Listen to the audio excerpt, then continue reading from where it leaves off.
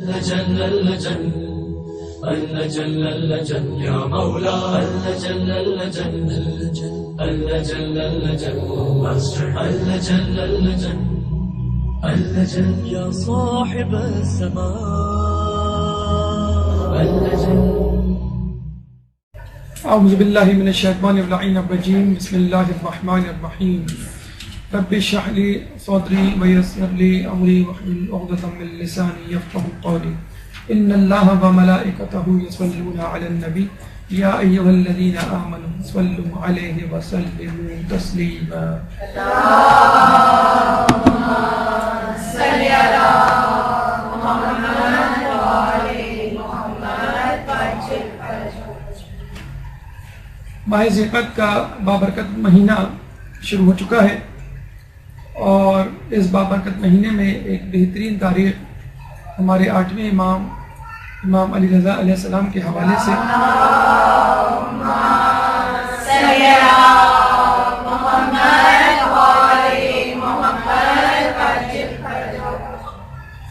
11 ذیقعدہ کے حوالے سے آتی ہے اور یہ ہمارا طریقہ ہے، یہ ہماری ریت ہے، یہ ہماری ثقافت ہے، یہ تعلیمات اہل بیت کا حصہ ہے کہ اگر کوئی تاریخ کوئی دن اہل بیت کے حوالے سے خوشی کا ہوا کرتا ہے تو اس دن ہم بھی خوش ہوتے ہیں، اور اگر کوئی تاریخ کوئی دن کوئی موقع اہل بیت کے حوالے سے غم کا ہوتا ہے تو ہم بھی غمگین ہوتے ہیں. اور یہ کم از کم طریقہ ہے اہل بیت سے اپنی اتحاد یگانگت محبت جتانے کا کہ ان کی خوشی میں ہم خوش ہیں اور ان کے غم میں ہم غمگین ہیں. ورنہ تو اعلیٰ ترین ہدف اور منزل یہ ہے کہ ہم ان کے نقش قدم پر چلیں اور ان کاموں سے احتراز کریں جن سے وہ ناخوش ہوتے ہیں اور ان کاموں کو انجام دیں جن سے وہ خوش ہوتے ہیں.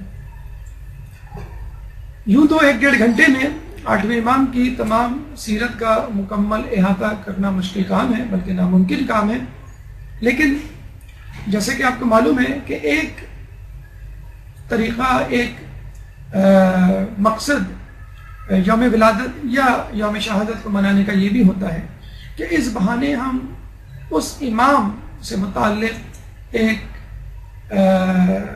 معلومات کا ذخیرہ کسی حد تک اپنے اندر جمع کر لیں کہ جس کی شہادت یا ولادت منا رہے ہیں.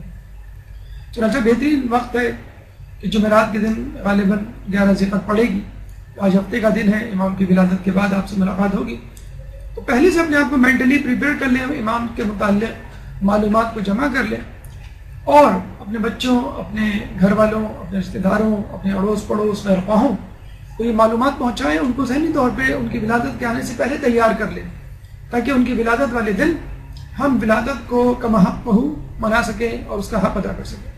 اور منانے کا مطلب یہ ہے کہ ہم خوش ہوں، اور خوش ہونے کا مطلب یہ ہے کہ ہر اس چیز سے خوشی کا اظہار کیا جا سکے جو ہمارے لیے ممکن ہو. اچھے کپڑے پہن کے، اچھے کھانے کھا کر، ایک دوسرے کو مبارکباد دے کے، اور سب سے پہلے زمانے کے امام کو ہدیہ تہنیت پیش کر کے کہ آپ کے جد کی آج یوم ولادت ہے، اس کے حوالے سے ہم آپ کو مبارکباد پیش کرتے ہیں. یوں تو چھٹے امام کے حوالے سے مختلف زاویوں سے ان کی زندگی پر نگاہ ڈالی جا سکتی ہے. وقت کی کمی کے پیش نظر محدود مدت میں 1 گھنٹہ یا 1 گھنٹہ 30 منٹ کے دوران جن مراحل سے انشاءاللہ گزر کے ان کی حیات طیبہ سے ہم موتی سمیٹنے کی کوشش کریں گے وہ آپ کے سامنے ہیں. ہماری گفتگو کا پہلا مرحلہ امام سے متعلق تعارف، دوسرا مرحلہ نس امامت یعنی کس طرح آپ کی امامت ثابت ہوتی ہے، تیسرا مرحلہ بادشاہان وقت، آپ کے زمانے کے کون کون سے بادشاہ گزرے ہیں آپ کے زمانے میں، اخلاقی پہلو جو کہ اہم ترین پہلو ہے جس کو اپنا کر، جس کو عملی زندگی میں ڈھال کر ہمیں اپنی زندگی کو درستگی کی طرف گامزن کرنا ہے. اعترافات امام کی قد آور شخصیت کے حوالے سے، غیر شیعہ افراد کے کرامات جو کہ جز ہے ایک نبی کی نبوت کی طرح امام کی امامت کا، عزاداری کس طرح مختلف ہے امام کے دور میں اور دیگر امام کے دور میں، شہادت کس طرح واقع ہوئی، کس نے شہید کیا اور کیوں کیا، اس کے اثرات، ازواج و اولاد حلقہ سے ایک تعارف، اور آخر میں اصحاب و تلامذہ، یعنی آپ کے کمپینینز، آپ کے دوست احباب اور وہ افراد جو آپ کے سامنے زانو تلمس طے کرتے تھے۔ آئیے گفتگو کے پہلے مرحلے یعنی تعارف کی طرف چلتے ہیں، لیکن اس سے پہلے ایک بلند ترین سلام۔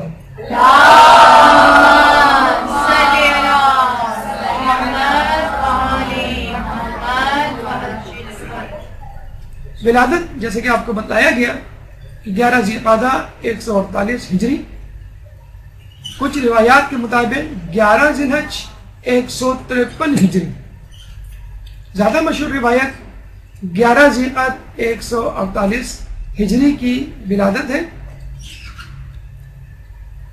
شہادت کی تاریخ 23 ذی القعدہ 203 ہجری اور ایک روایت کے مطابق 17 صفر 203 ہجری، یعنی ولادت میں تاریخ اور سال دونوں میں اختلاف ہے، لیکن ایک تاریخ اور سال معتبر ہے۔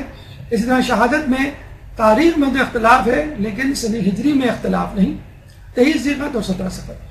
یوں سمجھ لیجئے کہ 11 صفر ولادت ہے، اس کے 12 دن بعد شہادت۔ آسانی کے لیے اس طرح آپ یاد کر سکتے ہیں، ورنہ 17 صفر بھی امام کی ولادت شہادت منائی جاتی ہے۔ والد، امام کے والد خود امام، جیسے کہ آپ کو معلوم ہے ہمارے 7ویں امام موسیٰ کاظم علیہ السلام۔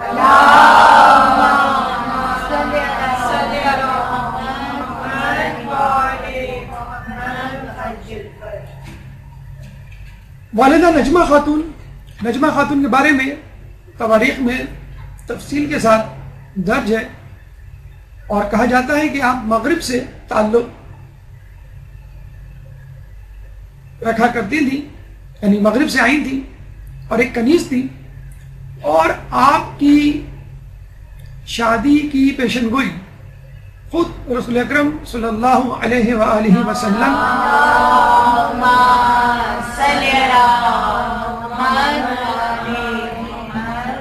خود رسول اللہ نے 7ویں امام کے خواب میں آ کے یہ بشارت دی تھی اور یہ کہا تھا کہ یہ خاتون جو ہے وہ 8ویں امام کی والدہ بنے گی، اور کہا یہ جاتا ہے کہ ہمارے 7ویں امام کے خواب میں آ کے رسول اللہ نے جب یہ بشارت دی اور ان خاتون کا تذکرہ کیا جو اس وقت کنیز تھیں اور مغرب سے تعلق رکھتی تھیں، اور یہ بھی بتایا کہ فلاں بازار میں یہ بطور کنیز فروخت ہو رہی ہوں گی، جاؤ جا کے ان کو خرید دو، تو ہمارے 7ویں امام اپنے ایک صحابی کے ساتھ اس بازار گئے اور وہاں پہ موجود ایک مغرب سے آئے ہوئے شخص مخاطب کر کے کہا کہ تمہارے پاس کتنی کنیزیں ہیں، میں ان کو دیکھنا چاہتا ہوں۔ اس مغرب سے آئے ہوئے شخص نے تمام کنیزیں دکھانا شروع کر دی ایک کے بعد ایک، لیکن امام کو اپنی مطلوبہ کنیز یعنی اپنی مطلوبہ شخصیت جس کا تذکرہ رسول اللہ نے خواب میں کیا تھا نظر نہیں آئی۔ تمام کنیزوں کو دیکھنے کے بعد امام نے اس مغرب سے آئے ہوئے شخص سے اصرار کیا کہ تمہارے پاس کوئی اور کنیز ہو تو دکھاؤ۔ اس نے جب انکار کیا اور امام کے مزید اصرار پہ اس نے بتایا کہ میرے پاس ایک کنیز موجود ہے لیکن وہ بیمار ہے، امام نے کہا میں اسے دیکھنا چاہتا ہوں، اس کے باوجود اس شخص نے امام کو دکھانے سے انکار کر دیا۔ امام واپس آ گیا اور دوسرے دن پھر دوبارہ اپنے اسی صحابی کو کچھ مال دے کر اسی بازار میں بھیجا اور کہا کہ دیکھو اب وہ شخص اس کنیز کو، اس خاتون کو فروخت کر رہا ہوگا اور اتنے دام میں فروخت کر رہا ہوگا، وہ جتنے دام بتائے تم اس سے وہ کنیز اتنے دام میں خرید لے۔ اب وہ صحابی جاتے ہیں اور وہ شخص وہیں کھڑا ہوتا ہے، جتنے وہ پیسے بتاتا ہے یہ صحابی اس کو دے دیتے ہیں۔ جب یہ صحابی جانے لگتے ہیں تو اس شخص نے وہ صحابی سے پوچھتا ہے کہ وہ تمہارے ساتھ جو بزرگ آئے تھے وہ کون تھے؟ صحابی کہتے ہیں کہ وہ بنی ہاشم کے بہت بڑے سردار ہیں۔ تو شخص نے کہا کہ مجھے مزید ان کا تعارف کرواؤ، تو صحابی نے مزید کچھ بتلانے سے انکار کر دیا۔ اس مغرب سے آئے شخص نے کہا کہ میں اس لیے پوچھ رہا ہوں کہ میں نے خود یہ کنیز ایک بہت دور دراز مقام سے خریدی تھی، اور جب میں نے یہ کنیز خریدی تو وہاں میں موجود ایک بوڑھی شخص نے مجھ سے یہ کہا کہ یہ کنیز تو تیرے قابل نہیں، یہ تو اس کے قابل ہے کہ جو اپنے دور میں روئے زمین پر سب سے زیادہ مکرم بزرگ انسان ہوگا، اور اس کے بدن سے وہ شخصیت پیدا ہوگی جو خود اپنے زمانے میں تمام افراد سے کرۂ زمین پر مقدس اور برتر ہوگی۔ ایک درود پڑھ دیں محمد علیہ۔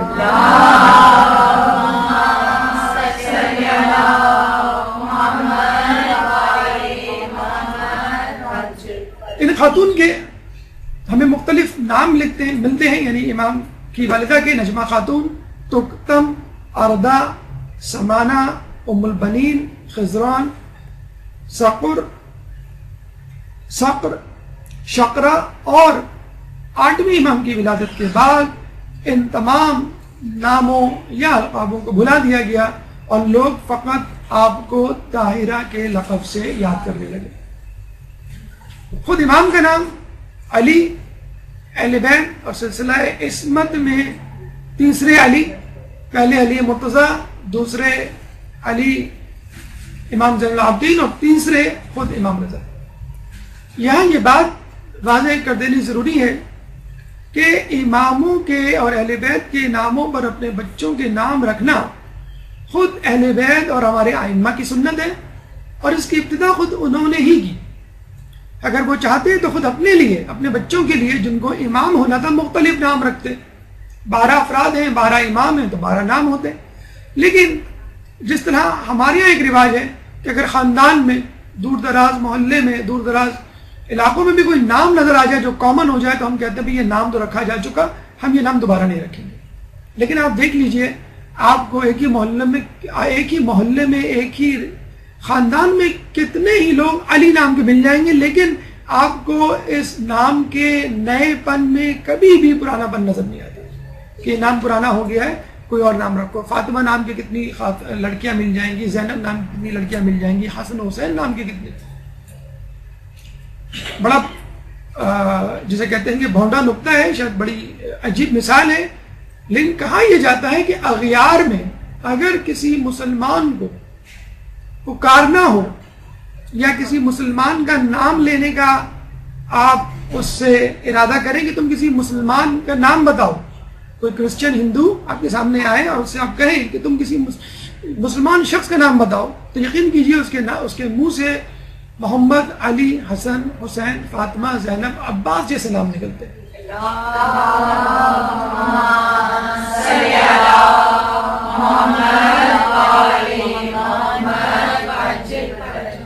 دور کیوں جائے، ہمارے پڑوسی ملک میں جو فلمیں بنا کرتی ہیں جو کہ پاکستان دشمن یا مذہب دشمن یا اسلام دشمن، اس میں بھی اگر کرداروں کو منتخب کیا جاتا ہے، مسلمان کرداروں کو، تو ان کے نام یہی رکھے جاتے ہیں۔ یعنی اغیار کے ذہن میں بھی، غیر مسلموں کے ذہن میں بھی اگر مسلمان ہیں تو بس اسی نام کے مسلمان ہیں، دوسرے نام کے مسلمان کہنے کے حقدار نہیں۔ حالانکہ دیکھیے، ہم سے زیادہ مشکل دور سے گزرا کرتے تھے اس زمانے میں اہل بیت اور ان کے چاہنے والے، اور یہ بات بھی طے ہے کہ اس زمانے میں ناموں سے پہچان لیا جاتا تھا کہ کون کس مکتبہ فکر سے تعلق رکھتا ہے، اور ناموں سے ان کو زد و کوب کیا جاتا تھا، تشدد کیا جاتا تھا، ذہنی اور جسمانی طور پہ نقصان پہنچایا جاتا تھا، عزت و ناموس پر حملے کیے جاتے تھے۔ فقط نام سے پہچان لیا جاتا تھا کہ کون کس مکتبہ فکر سے تعلق رکھتا ہے۔ لیکن اس ماحول میں بھی امام نے اس ریت کو، اس سنت کو، اس طریقے کو زندہ کیا، جاری کیا، اور بے دھڑک اپنی اولادوں کے نام اہل بیت کے اور ائمہ کے ناموں پہ رکھے، تاکہ آنے والے لوگ، چاہنے والے اور اہل بیت سے محبت رکھنے والے لوگ بھی اس طریقے کو اپنائیں، اور جب یہ نام پھیلیں تو ان کے اثرات بھی پھیلیں، اور ان ناموں کی جو تاثیر ہے وہ لوگوں کی زندگی میں اترے۔ کنیت ابو الحسن، خود امام علی کی کنیت ابو الحسن۔ ابو الحسن یا لفظ ابو جو ہے وہ بڑے بیٹے کے نام سے جو نام مشہور ہوتا ہے اس کو ہم کنیت کہا کرتے ہیں، یعنی حسن جو ہے ان کے بڑے بیٹے تھے۔ ویسے آپ کی معلومات کے لیے یہ کنیت بیٹی کے نام سے بھی ہو سکتی ہے، اور یہ کنیت کسی بھی رشتہ دار کے حوالے سے ہو سکتی ہے، حتیٰ کہ چچا ماموں کے حوالے سے بھی ہوتی ہے، یعنی جو شخصیت خاندان میں مشہور ہو اس کے حوالے سے یہ کنیت مشہور ہو سکتی ہے، لیکن عموماً اس کنیت کو بڑے بیٹے کی نسبت سے استعمال کیا جاتا ہے۔ امام کے لقب وہ ہوا کرتا ہے کہ جو کسی شخصیت کی کسی خوبی کی وجہ سے عوام الناس میں مشہور ہو جائے، اور ائمہ کے حوالے سے عموماً یہ لقب خود رسول اللہ اور اللہ کی طرف سے ملا کرتا تھا. امام کے بہت سارے القاب مشہور ہیں. ایک لقب صابر یعنی صبر کرنے والا، ایک لقب فاضل فضل یعنی احسان کرنے والا، رضی یعنی راضی، اللہ کے دیے ہوئے اللہ کی دی ہوئی نعمتوں میں راضی، کوئی شکوہ شکایت نہیں، وفی وفا کرنے والا، عہد کا وعدوں کا پاس رکھنے والا، قرۃ العین المومنین مومنین کی آنکھوں کی ٹھنڈک. یہاں میں آپ کو عربی سے اردو میں ترجمہ کرنے کی ایک ٹپ دیتے چلیں کہ جب کوئی مرکب لفظ عربی میں یا فارسی میں آپ کے سامنے آئے تو اس کا ترجمہ کرتے ہوئے پہلے آپ الفاظ کا ترجمہ کریں الگ الگ اور پھر اس کو الٹا پڑھ لیں. قرہ یعنی ٹھنڈک، عین یعنی آنکھ، مومنین یعنی مسلمان یا مومنین. اب اس کو الٹا پڑھ لیے، قرۃ العین المومنین مومنین العین القرہ یعنی مومنین کی آنکھوں کی ٹھنڈک. اس طرح فارسی میں ہوتا ہے کتاب خدا، خدا کی کتاب، اس کو الٹا کرتے ہیں. تو مرکب اضافی یا مرکب الفاظ کو ترجمہ کرتے ہوئے، بلکہ عربی میں اگر آپ لوگوں میں سے کوئی عربی سیکھ رہا ہے تو اس کے لیے ایک اہم ہدایت کہ اگر عربی میں ترجمہ کرنا ہو تو عربی میں عموماً جملہ جو ہے وہ الٹا کر کے ترجمہ کیا جاتا ہے. جیسے ہم کہتے ہیں دروازہ کھولو، اردو میں اگر ہمیں کہا جائے گا، ویسے تو بہتر یہی کہ دروازہ بند رکھیں، کلاس ڈسٹرب ہوگی. اگر آپ کو کہا جائے کہ دروازہ کھولو، دروازہ پہلے بولیں گے ہم، کھولنا بعد میں کہیں گے، ٹھیک ہے. عربی میں ہم کہیں گے افتح الباب، افتح یعنی کھولو دروازہ. اگر کوئی کہے کہ کھولو دروازہ، ہم کہیں گے اس نے ابھی نئی نئی اردو سیکھی ہے، حالانکہ ہو سکتا ہے وہ عربی بولنے والا ہو اور وہ اپنے اعتبار سے ترجمہ کر رہا ہو افتح الباب یعنی کھولو دروازہ. لیکن اردو میں جو ہے الٹا بولا جاتا ہے، دروازہ کھولو یعنی آبجیکٹ یا مفعول پہلے بولا جاتا ہے اور فعل بعد میں آتا ہے. عربی میں فعل و فاعل و مفعول یہ ترتیب ہوتی ہے، پہلے فعل ہوتا ہے، پھر فاعل ہوتا ہے، پھر مفعول ہوتا ہے. فعل یعنی ورب، فاعل یعنی سبجیکٹ، مفعول یعنی آبجیکٹ، یہ ترتیب ہوتی ہے عربی میں، فعل فاعل مفعول. اردو میں کچھ الٹا معاملہ ہوتا ہے، کم از کم مفعول پہلے آتا ہے پھر فعل. غیظ الملحدین، ملحدین کہتے ہیں جو اللہ کو نہ مانے، ایتھیسٹ، سیکولر. ملحدین پر غضب یعنی آپ کی شخصیت ملحدین پر ایک اللہ کا غضب تھی. غیظ الملحدین ملحدین پر غضب، یہاں پہ بھی ترجمہ اگر کریں تو ترتیب الٹ دیں. رضا یہ وہ لقب تھا جو امام کا سب سے زیادہ مشہور ہوا. جیسے ہم امام، ہمارے جو چوتھے امام ہیں ان کا نام علی ہے، لیکن علی کے نام سے کوئی نہیں پہچانتا. امام زین العابدین کے نام سے زیادہ پہچانتے ہیں، حالانکہ امام زین العابدین ان کا لقب ہے. زین العابدین عابدوں کی زینت ان کا لقب ہے، لیکن جب تک ہم زین العابدین نہ کہیں، فقط علی کہتے ہیں تو لوگ نہیں پہچانیں گے کون سے علی، پہلے علی، چوتھے علی، آٹھویں علی. اسی طرح امام علی کے آگے جب تک آپ علی رضا نہ لگا دیں اس وقت لوگ نہیں سمجھتے کہ یہ کون سے علی کی بات ہو رہی ہے. سب سے زیادہ مشہور لقب تھا، اور امام رضا بھی بول دیں تو لوگ سمجھ جاتے ہیں کس امام کی بات ہو رہی ہے. لوگوں میں بہت مشہور تھا، لوگوں نے اس لقب کو اتنا بڑھایا کہ ان کا اصل نام لوگ بھول گئے. حقیقت میں یہ لقب خود رسول اللہ کا دیا ہوا تھا، لیکن جب مامون نے ان کو ولی عہدی دی اور انہوں نے چاروں ناچار، جس کے بعد اس بات انشاءاللہ کسی وقت ہم آپ کے سامنے زیر گفتگو لائیں گے، جب آپ نے مصلحتاً اس ولی عہدی کو قبول کر لیا تو نہ صرف اپنے چاہنے والے بلکہ اغیار بھی آپ کے حلقہ احباب میں، آپ کے چاہنے والوں میں شامل ہو گئے، اور آپ کی محفل، آپ کی مجلس، آپ کی درسگاہ جو ہے وہ ہر خاص و عام کے لیے، ہر شیعہ اور غیر شیعہ افراد کے لیے عام ہو گئی. یعنی ہر شخص آپ سے راضی ہو گیا. بس وہاں سے آپ کا یہ لقب اور زیادہ مشہور ہو گیا. پہلے اپنے لوگوں میں یہ لقب مشہور تھا، اس کے بعد عام لوگوں میں بھی یہ لقب مشہور ہو گیا، کیونکہ اپنے اور غیر دونوں قسم کے افراد آپ سے راضی ہو گئے اور آپ کو امام علی رضا کہا جانے لگا. نسیم احمد، ہماری گفتگو کا دوسرا مرحلہ، ایک درود پڑھ دیجئے محمد.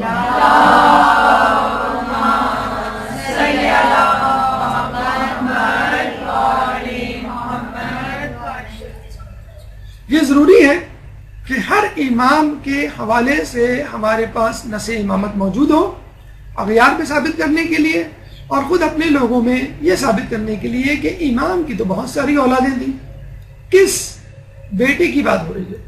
کیونکہ خود شیعہ گروہ میں بھی بہت سارے فرقے جو بنے ہیں، اسماعیلی اور بہری اور دیگر فرقے، زیدیہ یا دیگر فرقے، وہ اسی بنیاد پر بنے ہیں کہ امامت کی نص پہ اختلاف ہو گیا یا نص کو نہیں مانا گیا یا اپنے تئیں جو ہے وہ قیاس کر لیا گیا کہ امام کی فلاں اولاد امام ہوگی۔ تو اس کی نص سن لیجئے، بحر الانوار میں درج ہے کہ ایک دفعہ امام موسیٰ کاظم علیہ السلام کے خواب میں رسول اللہ اللہم صلی علی محمد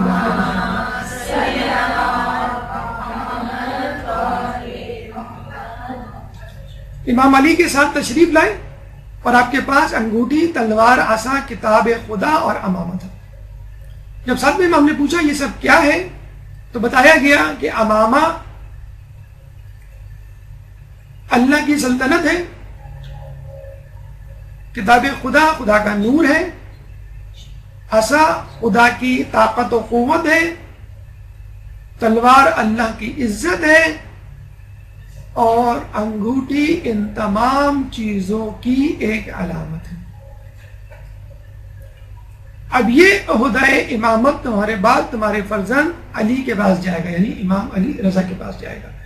اور آپ کو معلوم ہے جب عہدہ امامت کسی کے پاس جاتا ہے تو یہ تمام چیزیں بھی اس کے پاس جاتی ہیں۔ جب ہمارے موجودہ امام، زمانہ حال کے امام جب آئیں گے تو ان کے پاس بھی یہ تمام چیزیں تبرکات موجود ہوں گی، اور یہ ایک طرح کی دلیل ہوگی جو اپنی امامت پر وہ قائم کریں گے۔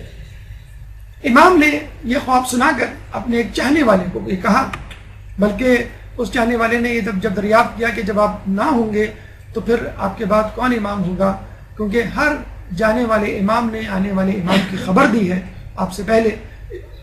تو امام موسیٰ کاظم علیہ السلام نے فرمایا کہ دیکھو وہ زمانہ اور تھا، یہ زمانہ اور ہے۔ تو پوچھنے والے نے کہا کہ اگر کوئی شخص آپ کے اس جواب پر راضی ہو جائے تو اس پہ خدا کی لعنت۔ کتنا مضبوط ایمان تھا، وہ سمجھ گیا کہ امام جو ہے میرا امتحان لینا چاہ رہے ہیں اور یہ جواب قابل قبول نہیں ہے۔ یعنی نعوذ باللہ دوسرے الفاظوں میں امام کہنا چاہ رہے ہیں کہ پہلے تو اعلان ہوتا تھا امامت کا، آنے والے امام کا، اب نہیں ہوگا، یہ ہو ہی نہیں سکتا۔ رسول اللہ گئے تو 12 اماموں کا اعلان، ولایت علی کا اعلان کر کے گئے، علی گئے تو حسن کا، حسن گئے تو حسین کا، اس کے بعد ہر آنے والے امام کا اعلان ہوا۔ یہ کیسے ممکن ہے کہ 7ویں امام کے جانے کے بعد 8ویں امام کا اعلان نہ ہو؟ اچھا، اس کا بھی تذکرہ بھی آگے آئے گا کہ 8ویں امام کی جو اعلان امامت ہے یا نص ہے وہ بڑی تنازع کے ساتھ لوگوں میں مشہور ہوئی، اور بعد میں بڑی مشکل سے لوگوں نے اس کو قبول کیا، اور بہت سے لوگوں نے تو انکار کر دیا۔ کیوں؟ اس کی وجہ آگے آئے گی۔ امام نے جب یہ کہا، جب اس نے یہ کہا کہ اس پہ خدا کی لعنت، تو جس جواب پہ مطمئن ہو جائے، میں تو مطمئن نہیں ہوں گا، تو امام نے تبسم فرمایا، یعنی وہ بھاگ گئے کہ یہ ہمارا پکا شیعہ ہے۔ امام نے پھر اس کو یہ خواب سنایا کہ جس خواب میں انہوں نے رسول اللہ اور علی کو دیکھا اور یہ تمام چیزیں دیکھی اور رسول کا یہ جو ہے وہ جواب سنا، بشارت سنی۔ پھر امام نے اس شخص کو کہا کہ دیکھو یہ بات جو میں تمہیں بتا رہا ہوں امام علی رضا کی ولایت اور امامت کے حوالے سے کہ میرے بعد میرا بیٹا امام علی رضا امام ہوگا، تو یہ بات تم فقط اہل افراد کو بتانا، عاقل افراد کو بتانا، ہر کسی کو نہیں بتاتے پھر۔ کیوں؟ حالات حالانکہ بہت اچھے حالات سے گزر رہے تھے، امام چھٹے، 5ویں امام اور چھٹے امام بہت اچھے حالات سے گزرے تھے، لیکن اس کے بعد 7ویں امام کے بعد حالات نے پلٹا کھایا اور حالات اہل بیت پہ تنگ ہو گئے، زندگی تنگ ہو گئی اور بہت دشوار گزار لمحات اور وہ مدت امام نے گزاری ہے۔ 14 سال کی قید و بند کی مصیبتیں انہوں نے برداشت کی اور اسی حالت میں ان کی شہادت ہوئی۔ 14 سال کی دوری کے بعد لوگوں کو یقین آنا کہ امام نے کس کے لیے ہمیں کہا تھا، بڑا مشکل کام ہے، لیکن امام نے کس طرح اس صورتحال کو سنبھالا یہ آپ کے سامنے بھی آئے گا۔ امام نے جب یہ خواب سنایا تو اپنے چاہنے والے سے کہا کہ دیکھو یہ خواب، یہ بات، یہ بشارت اور یہ نص نین نون اور صاد نص کرتے ہیں کسی حکم کا واضح قرآنی اور حدیثی استدلال، یعنی جو بھی بات آپ سے کہی جا رہی ہے، جو حکم آپ کو سنایا جا رہا ہے، وہ قرآن یا سنت، قرآن یا حدیث، قرآن یا روایت میں واضح طور پر موجود ہے۔ ایک تو ہوتا ہے ایکسٹریکٹ کریں، قیاس کریں، اس میں سے بات کو نکالیں، استنباط کریں، نہیں، اطلاق کریں، نہیں، واضح طور پہ موجود ہے، جس کو ہم کہتے ہیں نص امامت، یعنی امامت کے متعلق قرآن یا حدیث رسول یا حدیث اہل بیت میں کوئی واضح ہدایت۔ تو امام نے کہا کہ تم ایسے شخص کو بتانا جو اس کا اہل و عاقل ہو، کیوں کہ اللہ فرماتا ہے ان اللہ یأمرکم ان تؤدوا الامانات الی اہلھا، بے شک اللہ تمہیں حکم دیتا ہے کہ اس امانت کو جو تمہیں دی گئی ہے اس کے اہل تک پہنچا دو۔ بے شک اللہ تمہیں حکم دیتا ہے کہ امانت کو اس کے اہل تک پہنچا دو، سورہ نساء آیت نمبر 58۔ پھر امام نے یہ بھی فرمایا کہ کیوں ضروری ہے، وَمَنْ أَظْلَمُ مِمَّنْ كَتَمَ شَهَادَةً عِنْدَهُ مِنَ اللَّهِ، اور اس سے بڑھ کر ظالم کون ہوگا جو اس شہادت کو چھپائے جو اللہ کی طرف سے اس کو ودیعت کی گئی ہے۔ وَمَنْ أَظْلَمُ، کون ہوگا اس سے ظالم، ممن کتم شہادتن، جو چھپائے شہادت کو، عندہ، جو اس کے پاس ہو، من اللہ، اللہ کی طرف سے۔ اب میں نے تمہیں یہ شہادت، یہ بشارت پہنچا دی، وقت آنے پر عاقل، بالغ، شعور رکھنے والے فرد تک یہ بات پہنچا دینا، وقت پڑے تو چھپانا نہیں، ورنہ اگر فتنہ و فساد پھیلنے کا اندیشہ ہو، جان و مال عزت خطرے میں ہو اور مسائل درپیش ہو تو اس کو نہ بتانا۔ سورہ بقرہ آیت نمبر 40 کی آیت کو امام نے اس کے سامنے پڑھا۔ ایک اور امام موسیٰ کاظم علیہ السلام کی گواہی اپنے ایک صحابی زیاد کے متعلق، زیاد کے حوالے سے، جب زیاد نے یہ پوچھا، زیاد بن قندی نے، کہ امام آپ کے پاس، آپ کے بعد میں کس کو امام مانوں، تو امام نے کہا امام علی رضا کی طرف اشارہ کر کے، اے زیاد ان کو پہچان لو، ان کی تحریر میری تحریر ہے، ان کا کلام میرا کلام ہے، جو یہ کہیں سمجھ لو کہ یہ میرا قول ہے۔ لیکن افسوس کے ساتھ کہنا پڑتا ہے زیاد بن قندی نے بعد میں امام علی رضا علیہ السلام کی امامت کا انکار کر دیا۔ کیوں؟ فقط پیسوں کی خاطر۔ آپ کو سن کے حیرت ہوگی کہ ہمارے ساتھ میں امام جب قید میں گئے تو بہت سارا مال، ظاہر سی بات ہے قید میں وہ مال لے کے نہیں جا سکتے تھے، تو جو مال بیت المال کا مال سمجھ لیں آپ، لوگوں کی طرف سے دیا گیا مال، خمس، زکوٰۃ، صدقات، خیرات اور دیگر چیزیں کہ جو امام کے تصرف میں ہوتی ہیں، ان کو استعمال کرتا ہے لوگوں کی فلاح کے لیے، اسلام کی ترویج و ترقی کے لیے، امام نے اپنے قریبی ساتھیوں میں تقسیم کر دیا۔ اب ظاہر سی بات ہے غیر شیعہ یا اجنبی افراد یا وہ افراد جو بہت زیادہ امام سے انسیت نہ رکھتے ہو، قربت نہ رکھتے ہو، ان کو تو نہیں دیں گے، ان کو دیں گے جو ان کے بہت قریب والے افراد تھے، جن پہ وہ بھروسہ کر سکتے تھے ظاہراً، یعنی تو کہا یہ جاتا ہے کہ امام کے قریبی ساتھیوں میں سے کوئی شخص ایسا نہیں تھا کہ جس کے پاس کثیر تعداد میں مال و دولت نہ ہو کہ جب امام قید و بند کی صعوبتیں گزارنے کے لیے جیل گئے۔ اب یقین دیکھیے کہ 14 سال کوئی شخص جیل میں ہو اور اس کا ہزاروں لاکھوں روپیہ آپ کے پاس ہو تو نیت میں فطور آ ہی جاتا ہے۔ 70,000 درہم اس زمانے میں بہت بڑی رقم تھی، چنانچہ زیاد بن قندی کی نیت میں فطور آ گیا، حالانکہ امام کا بہت قریبی ساتھی، اتنا قریبی ساتھی کہ وہ امام سے روایت نقل کر رہا ہے، لیکن جب امام کا انتقال ہوا تو پہلے اس نے امام کی شہادت کا ہی انکار کر دیا کہ نہیں، امام نہیں مرے۔ کیوں انکار کر دیا؟ کیونکہ وہ چاہتا تھا کہ اس بہانے وہ رقم اس کے پاس رہے، جو بھی اس کو آ کے کہتا وہ کہتا نہیں، امام کو تو انتقال نہیں کیا، کیونکہ اس کو معلوم ہے اس کے بعد دوسرے امام آئیں گے تو وہ کہیں گے بھائی جن جن کے پاس پیسہ ہے امام کا چھوڑا ہوا وہ واپس لا کے میرے پاس جمع کروائیں۔ رسول کی شہادت کے وقت بھی ایک صاحب نے کہا تھا کہ اگر کسی نے کہا محمد کی شہادت ہو گئی ہے، محمد انتقال کر گئے تو اس تلوار سے اس کا سر قلم کر دوں گا۔ اس کے پیچھے بھی یہی ایک سازش ہمیں نظر آتی ہے۔ تو اس شخص نے امام کی شہادت کا انکار کر دیا، اور یہ بھی تاریخوں میں ملتا ہے کہ امام نے کئی افراد کو جب پیسے دیے تو یہ کہا کہ اتنے پیسے میں واپس لے رہا ہوں، اور باقی پیسے آنے والا امام یعنی میرا بیٹا اگلا امام یعنی امام علی رضا آ کے لیں گے. تو امام جب کوئی رقم لیتے تو چھوڑی ہوئی رقم ہے وہ اس کے پاس رہ جاتی, اور امام علی رضا جب آتے اس کے پاس تو بتلاتے کہ امام نے یعنی میرے جد نے اتنے پیسے لیے تھے اور اتنے پیسے اب تمہارے پاس موجود ہیں, یہ مجھے واپس کر دو. اس سے خود بخود ثابت ہو جاتا ہے کہ کون امام ہے, کیونکہ امام کو ہی امام کا اکاؤنٹ معلوم ہوگا. ہمارے زمانے میں ہنڈی ایک طریقہ ہے, آپ نے سنا ہوگا, اب بھی شاید ہوتی ہے, ایک زمانے میں بہت عام تھی کہ ایک نوٹ کو پھاڑ دیا جاتا تھا اور وہ نوٹ جو ہے وہ آپ کے ہاتھ میں ہوتا تھا اور دوسرا نوٹ کا ٹکڑا اس شخص کے پاس ہوتا تھا کہ جس کو آپ کو جا کے پیسے دینے یا لینے ہیں. دونوں نوٹ کے ٹکڑوں کو ملایا جاتا تھا. جب وہ دونوں نوٹ کے ٹکڑے مل جاتے تھے ایگزیکٹلی پزل کی طرح, تو وہ سمجھ جاتا تھا کہ یہ وہی شخص ہے جس کو فلاں نے یا میرے دوست نے پیسے دیے ہیں. اب تو بہرحال ایک اکاؤنٹ نمبر آپ کو دیا جاتا ہے اور مختلف بینک کے تھرو جو ہے ایک ملک سے دوسرے ملک اماؤنٹ جو ہے وہ ٹرانسفر ہو جاتی ہے.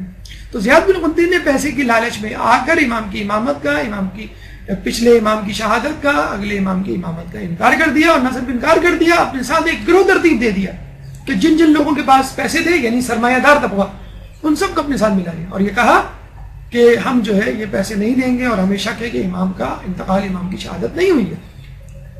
اور اس کے بعد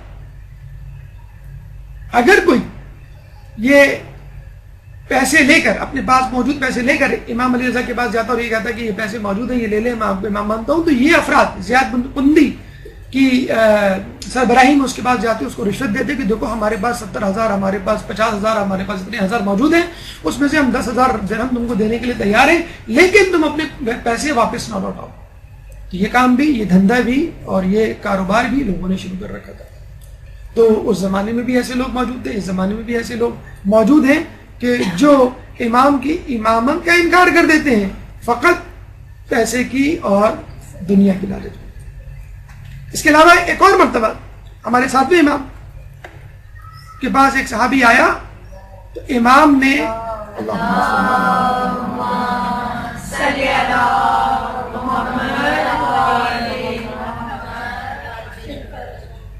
امام نے اپنے صاحبزادے امام علی رضا علیہ السلام کی طرف اشارہ کر کے کہا کہ وہ یعنی امام علی رضا وہ میرے ساتھ کتاب جفر اور جامعہ کا مطالعہ کرتے ہیں اور ان کا مطالعہ وہی کر سکتا ہے جو نبی ہو یا وصی نبی ہو. کتاب جفر اور جامعہ دو کتابیں ہیں جن کو رسول اللہ نے امام علی کو املا کروائی تھی, ڈکٹیٹ کروائی تھی, اور اس کتاب میں آدم سے لے کے خاتم, خاتم سے لے کے قیامت تک کے حالات درج ہیں. ہر بڑے اور چھوٹے مسئلے سے متعلق ان کے حل درج ہیں, حتیٰ کہ خراج تک کی دیت موجود ہے. لیکن یہ کتاب فقط اور فقط ائمہ کی تحویل میں, خود رسول اللہ کی تحویل میں تھی, عام انسان کی دسترس نہیں تھی. اب آپ یہ کہیں کہ بھئی اس کتاب کی رسد, اس کتاب تک پہنچ عام لوگوں کو بھی ہونی چاہیے. تو یاد کیجئے جب مولا رسول کی شہادت کے بعد 6 مہینے گوشہ نشین ہوئے اور قرآن کی تفسیر لکھی, ہر آیت کی شان نزول کے مطابق, اور اس مفصل تفسیر, مستند ترین تفسیر کو مسجد نبوی میں لے کر آئے اور یہ کہا کہ دیکھو لوگوں, اس قرآن کی مکمل تفسیر میں نے لکھ دی ہے اور ہر آیت کا شان نزول بھی لکھ دیا ہے. اور جب آپ شان نزول کسی آیت کا لکھ دیں اس کا مطلب یہ ہوتا ہے کہ اس آیت کا مفہوم بے عین ہی وہی آپ کے پاس پہنچ گیا کہ جو مقصد تھا, چاہے وہ آیت ولایت ہو, آیت مباہلہ ہو, آیت غدیر ہو, آیت تکمیل دین ہو, کوئی بھی آیت ہو. لیکن لوگوں نے کیا کہا کہ ہمیں تمہارا قرآن نہیں چاہیے, حالانکہ وہ قرآن وہی تھا جو لوگوں کے پاس تھا, لیکن تفصیل کے ساتھ, تفسیر کے ساتھ, تشریح کے ساتھ, توضیح کے ساتھ, تطبیق کے ساتھ, اطلاق کے ساتھ, اور مکمل وضاحت, اور ایسی وضاحت جو کہ مستند ترین تھی. لیکن افسوس کہ لوگوں نے اس کو لینے سے انکار کر دیا, اور آج تک ایک قرآن کے ہونے کے باوجود, جو کہ ایک بہت بڑا معجزہ ہے, بغیر تحریف کیا ہوا قرآن ہمارے پاس موجود ہے. اور یہ بات بھی کسی معجزے سے کم نہیں کہ ایک کتاب جس میں کوئی تحریف نہیں, کوئی تفرقہ نہیں, اس کو پڑھنے والے, سمجھنے والے 73 فرقوں میں بٹے گئے. تو جس طرح لوگوں نے اس تفسیر کا انکار کیا, لوگ جفر اور جامع کا بھی انکار کرتے تھے. چنانچہ اس کتاب کو، اور ویسے بھی اس کتاب کا علم اتنا وسیع اور عمیق تھا کہ اس کی شدت ایک عام آدمی کے بار کے استطاعت کے مطابق نہیں تھی. متحمل نہیں ہو سکتا ایک عام شخص ان دو کتابوں کا مطالعہ اور اس کا علم حاصل کر سکے. اس کے علاوہ ہمارے ساتویں امام کو جب ہارون نے بلایا اور ان کو اندازہ ہو گیا کہ اب میں قید خانے میں ڈالا جانے والا ہوں اور اب میری واپسی ممکن نہیں، تو آپ نے 17 افراد کو جمع کیا اور ایک وصیت نامہ لکھوایا اور اس وصیت نامے پہ 60 افراد کی گواہی لی. کہاں؟ قبر رسول کے اوپر. یہ ایک انوکھی گواہی تھی، ایک انوکھا طریقہ استدلال تھا، ایک عجیب اعلان تھا جو اس سے پہلے اور اس کے بعد کسی امام نے نہیں کیا. اور یہ کہاں امام نے کہ دیکھو میں اپنے باپ، اپنے بیٹے امام علی رضا یعنی علی کو امام بنانے جا رہا ہوں ابھی اسی وقت، کیونکہ مجھے نہیں معلوم کہ آج کے بعد مجھے تم لوگوں سے ملاقات کرنی پڑے یا نہیں، اور مجھے نہیں معلوم یا مجھے معلوم ہے کہ جب میرا وقت شہادت آئے گا تو میرا بیٹا میرے پاس موجود ہے. چنانچہ 14 سال پہلے ہی امام نے اپنی امامت کی منتقلی سے متعلق وصیت نامہ اور گواہی قبر رسول پر لکھوا لیا اور لوگوں سے گواہی دلوا لی. ہماری گفتگو کا تیسرا مرحلہ بادشاہان وقت امام کے زمانے میں. ایک درود پڑھ دیجئے محمد علی محمد.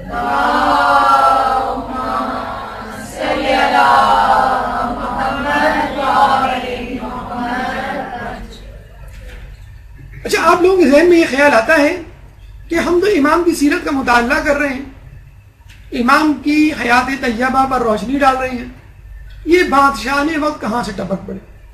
کیا ضرورت ہے ان کو بیچ میں لانے کی؟ انہوں نے کیا کارروائی انجام دی ہے سوائے اس کے کہ اہل بیت کی زندگی میں تشدد، ذہنی طور پر تکلیف، صدمہ اور ان کی راہ میں رکاوٹیں، ان کا فقط اور فقط منفی کردار رہا ہے. بادشاہ نے چاہے وہ بنو امیہ سے تعلق رکھتے ہوں، چاہے وہ بنو عباس سے تعلق رکھتے ہوں، ہر بادشاہ نے امام کی زندگی میں مشکلات پیدا کی ہیں. کیوں؟ کہ خلافت امام ہی کا حق تھا. ان کو سب سے زیادہ خطرہ زمانے کے امام ہی سے ہوا کرتا تھا. حالانکہ مولا علی یا امام حسین کے علاوہ کوئی امام ایسا نہیں ملے گا جو تلوار لے کے ان کے سامنے میدان جنگ میں جم کے کھڑا ہو جائے. ان دو کے علاوہ تمام ائمہ نے مصالحاتی اور مصلحت خداوندی کو مد نظر رکھتے ہوئے اپنے کردار کو نبھایا اور دین تشیع کو فروغ دیا. اس کے لیے یہ کہنا پڑے گا ہم کو کہ دیکھیے کہ جب بھی حق کا ذکر آئے گا باطل کا بھی ذکر آئے گا. اگر قرآن میں محمد کا ذکر ہے تو ابو لہب کا بھی ذکر ہوگا. اگر قرآن میں موسیٰ کا ذکر ہے تو پھر فرعون کا بھی ذکر ہوگا. اگر کربلا میں امام حسین ان کے ساتھیوں کا تذکرہ ہے تو پھر یزید اور اس کے ساتھیوں کا بھی تذکرہ ہوگا. کیوں؟ کہ جب حق کی بات ہوگی تو باطل کی بات خود بخود ہوگی. جب حق آشکار ہوگا تو باطل بے نقاب ہوگا. کہا جاتا ہے، بلکہ امام کا قول ہے جس کا مفہوم ہے کہ اگر تم حق کو نہ پہچان سکو تو اپنی آنکھوں کو باطل کے تیروں کی طرف موڑ دو. جہاں جہاں باطل کے تیر گریں گے وہاں وہاں تمہیں حق نظر آئے گا. اہل بیت کو نہیں پہچان سکتے جو کہ حق ہے کہ نہیں پہچان سکتے، نہیں جان سکتے، ان کی معرفت ناممکن ہے. تو کم از کم باطل کو پہچان لو، ان کے دشمنوں کو پہچان لو، خود بخود اہل بیت کی معرفت ہو جائے گی. تو اگر امام کی معرفت حاصل کرنا ہے تو آپ ان کے زمانے کے بادشاہوں کی معرفت حاصل کریے. تعرف الاشیاء بازدادها، اشیاء چیزوں کی معرفت ان کی ضدوں سے کرو. روشنی سمجھ میں نہیں آ رہی، اندھیرے کو دیکھ لو. بلندی سمجھ میں نہیں آ رہی، پستی کو دیکھ لو. تری سمجھ میں نہیں آ رہی، خشکی کو دیکھ لو. علم سمجھ میں نہیں آ رہا، جہل کو دیکھ لو. نیکی سمجھ میں نہیں آ رہی، گناہ کو دیکھ لو. سردی سمجھ میں نہیں آ رہی تو گرمی کو سمجھ لو. ضد کو سمجھ لیں اور اس کو پھر الٹا کر دیں, آپ کو خود بخود اپنی مطلوبہ چیز مل جائے گی. باطل کو سمجھ لیں, حق خود بخود سمجھ میں آئے گا. حق سمجھ لیں تو باطل خود بخود سمجھ میں آ جائے گا. امام کے زمانے میں ضروری ہے کہ ہم ان لوگوں کا بھی تذکرہ کریں کہ جو امام کی راہ میں رکاوٹ بنے, جنہوں نے اسلام کی راہ میں رکاوٹیں کھڑی کی اور آپ کی شہادت کا بھی سبب بنے. آپ کی وقت ولادت جو حکومت دی اس کا بادشاہ منصور تبانقی تھا. اس کے بعد 158 ہجری میں مہدی عباسی.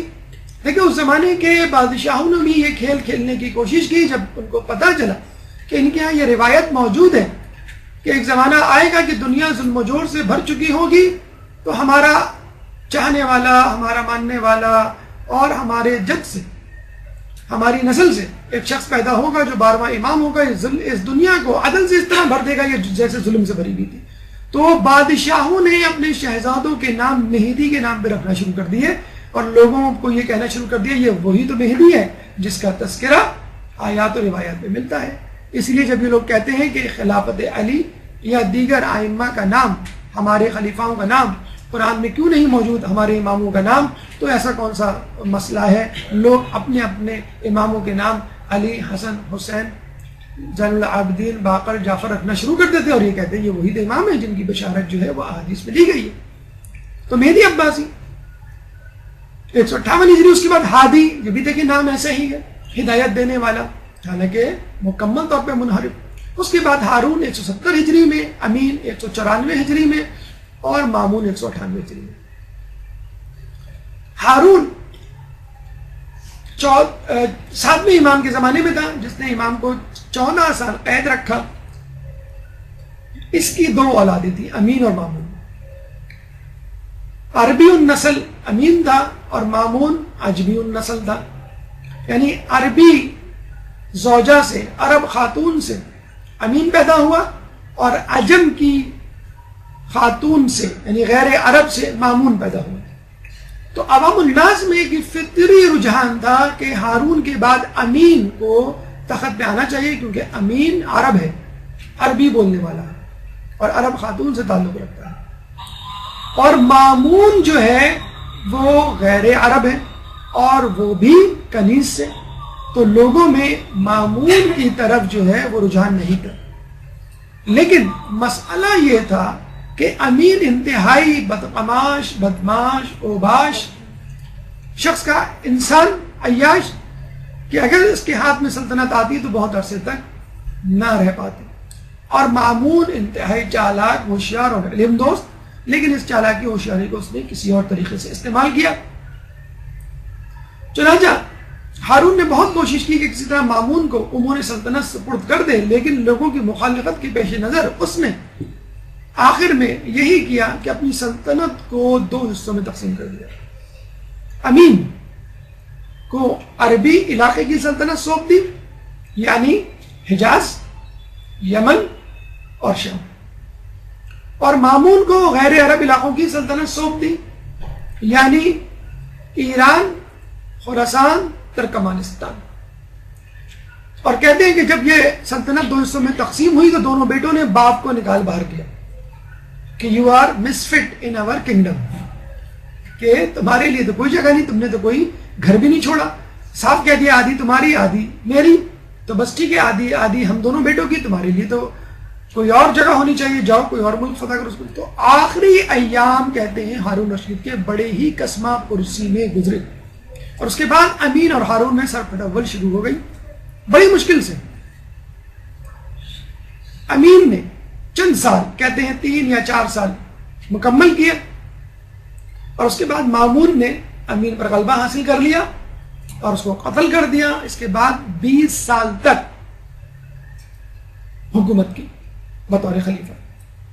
مولانا ذیشان حیدر جبادی بڑا اچھا جملہ اس موقع پر کہتے ہیں کہ حسن و حسین بھی تو تھے, وہ بھی تو جنت کے مشترکہ سردار ہیں اور یہ 2 بیٹے تھے.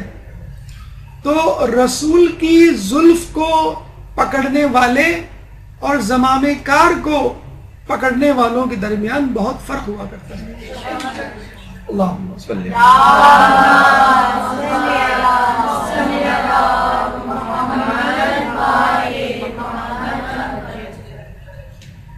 یہ مامون و امین کا مختصر سا خاکہ تھا، اور یہی وہ دور تھا جو بنو امیہ بنو عباس کے درمیان چپخلش کا ایک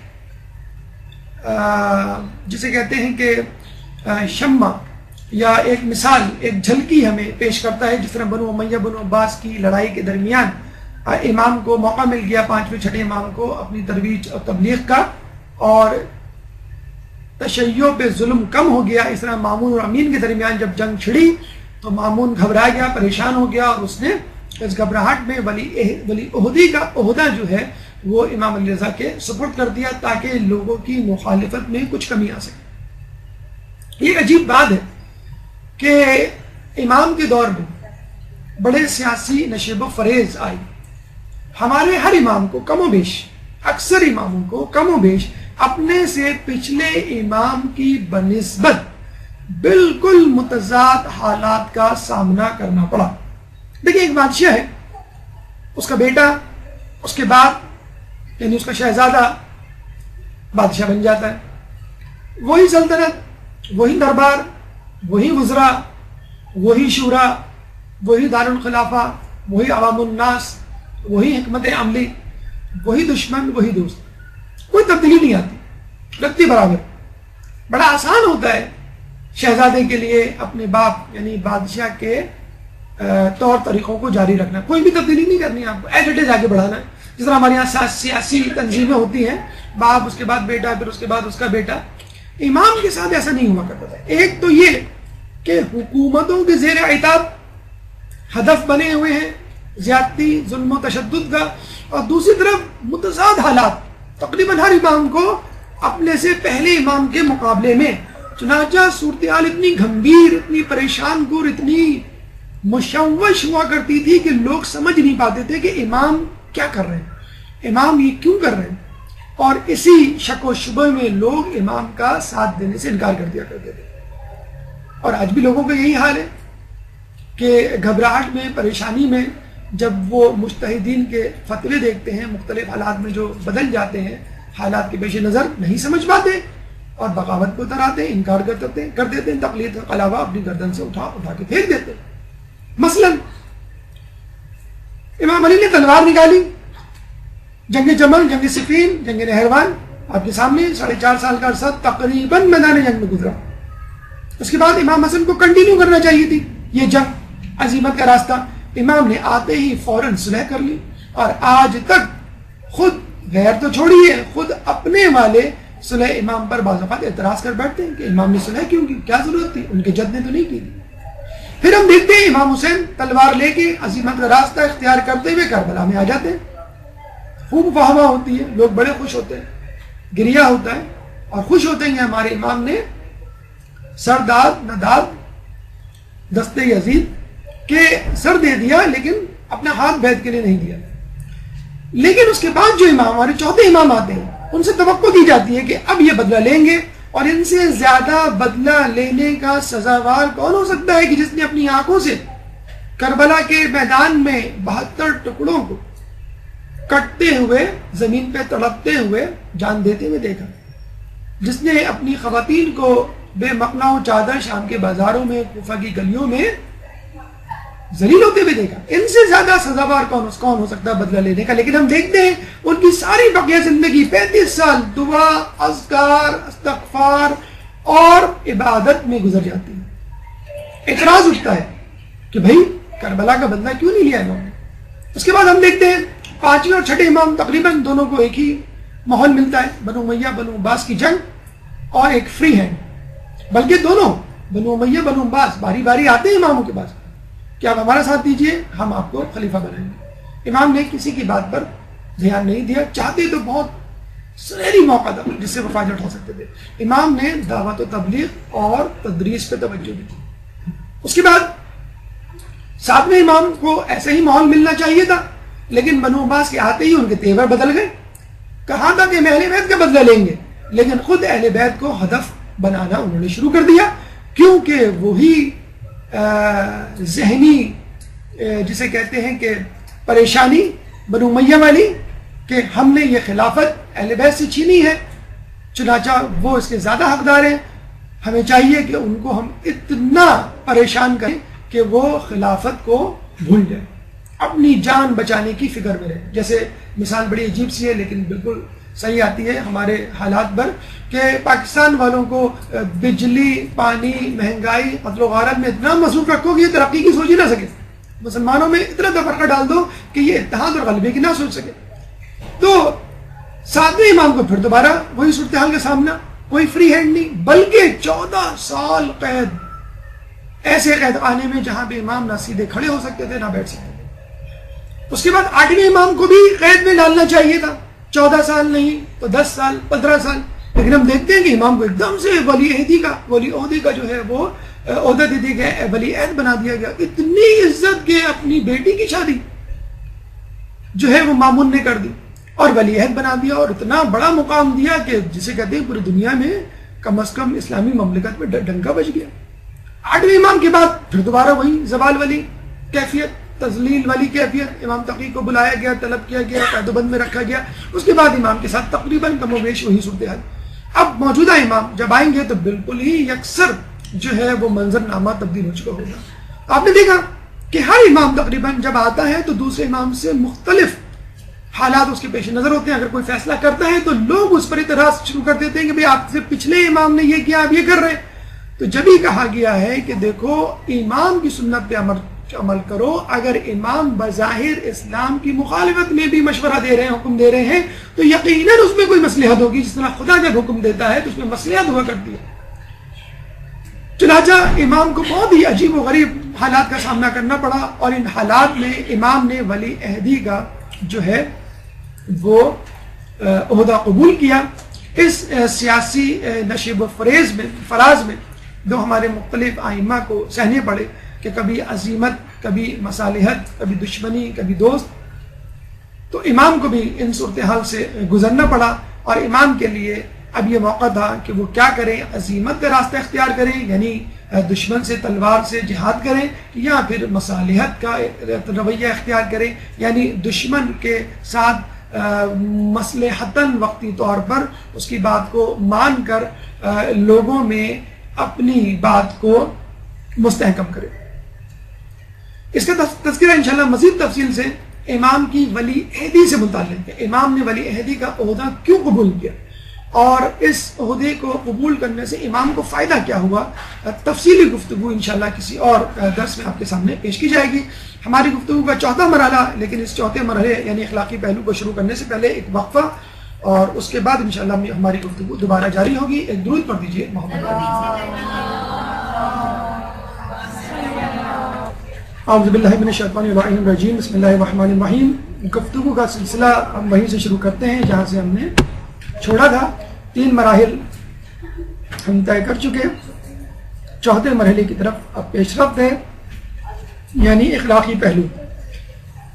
امام کی سیرت طیبہ کا اخلاقی پہلو، اور آپ کو معلوم ہے کہ یہی پہلو ہمارے لیے اہم ترین ہے. کیونکہ یہ وہ پہلو ہے کہ جس سے ہمیں اپنی عملی زندگی کے لیے بیش بہا موتی منتخب کرنے ہیں اور یہ دیکھنا ہے کہ ہم اپنی عملی زندگی میں امام کی زندگی سے کیا سبق حاصل کر سکتے ہیں. اور یقین کیجئے امام کی شخصیت اتنی ہشت پہلو ہے کہ بسا اوقات وہ بہت ہی عظیم، بہت ہی بڑی شخصیت نظر آتے ہیں اور بسا اوقات نعوذ باللہ ظاہری طور پر بہت ہی عام سی شخصیت کہ انسان دھوکہ کھا جائے کہ یہ امام ہے یا ایک عام سے آدمی. ابھی اس کا تذکرہ آگے آئے گا. اور علامہ شہید مطہری نے اپنی کتاب انسان کامل میں اس بات کا اعتراف کیا ہے اور بڑا اچھا انکشاف کیا ہے کہ کامل مومن، انسانی کامل وہ ہوتا ہے جو ازداد کا مجموعہ ہوتا ہے، زدوں کا مجموعہ ہوتا ہے، کہ کبھی تلوار لے کے میدان جنگ میں دشمنوں کو تہہ تہ کرتا ہوا نظر آتا ہے، اور کبھی وہی انگلیاں جو ذوالفقار چلاتی ہیں وہی انگلیاں گھر میں دال چنتی ہوئی نظر آتی ہیں.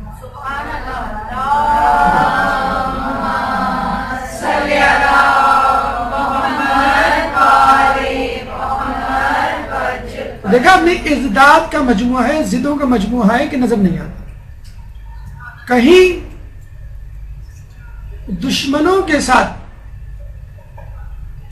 اس طرح کا رویہ کہ لوگ دشمن کو دوست سمجھنے لگے، اور دوستوں کے ساتھ اس طرح کا رویہ کہ دشمن سمجھنے لگے. عدل کی بات آئے،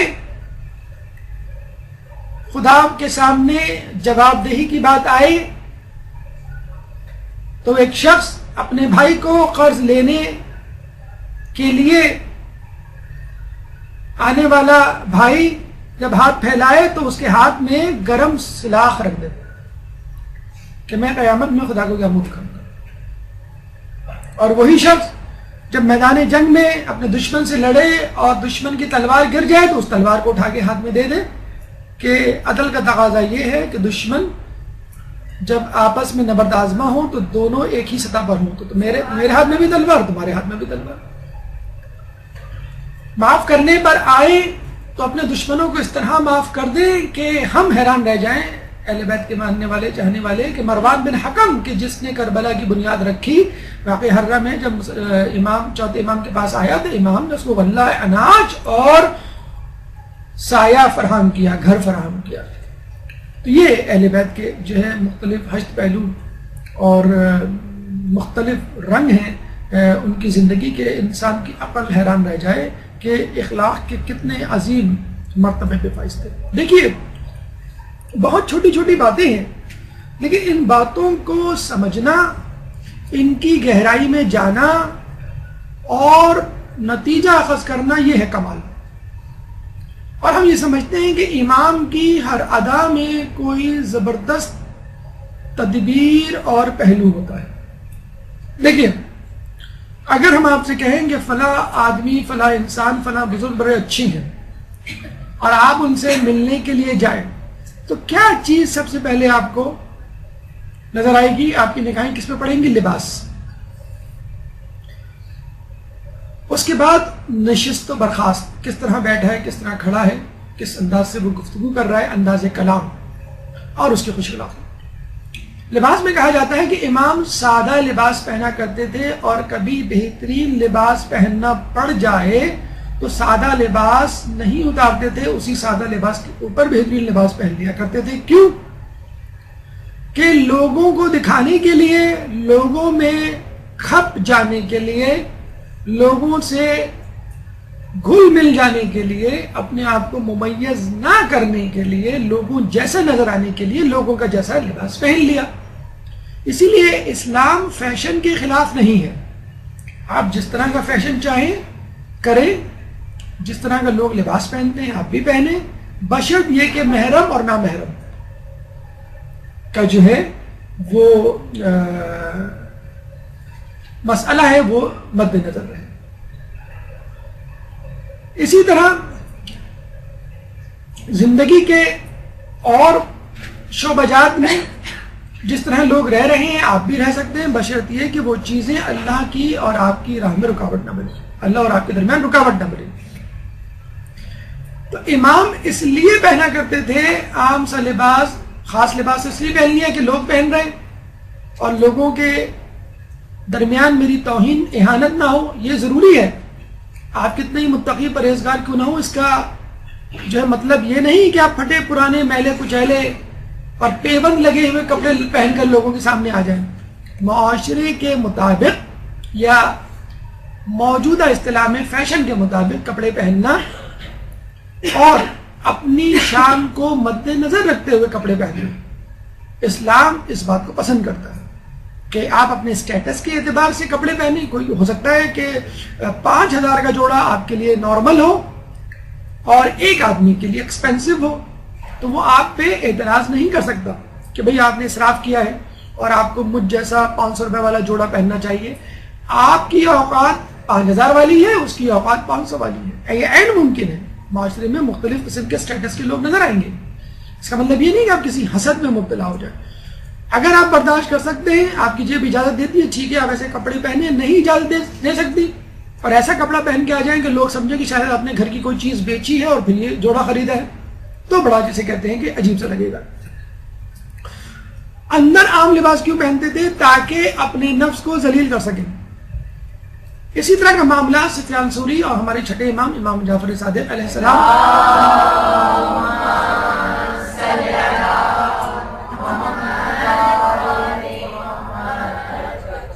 کے درمیان پیش آیا کہ جب اس نے امام کے لباس پر تنقید کی. امام ایک اچھا خوشنما لباس پہنے ہوئے تھے. ہم نے آپ کو بتایا کہ 5ویں 6ٹھے 7ویں 8ویں امام کے درمیان جو ہے کے دوران جو اسلامی حکومت تھی اور جو مسلمان تھے وہ بہت خوشحال تھے. مطلب بغداد ایسا تھا جیسے اس وقت کا لندن، اس وقت کا نیو یارک. ایران، عراق اور حجاز ایسے تھے جیسے اس وقت یو کے، یو ایس اے اور کینیڈا. جس طرح آج لوگ تڑپتے ہیں نا امیگریشن کے لیے، امریکہ کینیڈا کی اور یو کے کی، اس طرح اس زمانے میں لوگ تڑپتے تھے ان ممالک میں آنے کے لیے.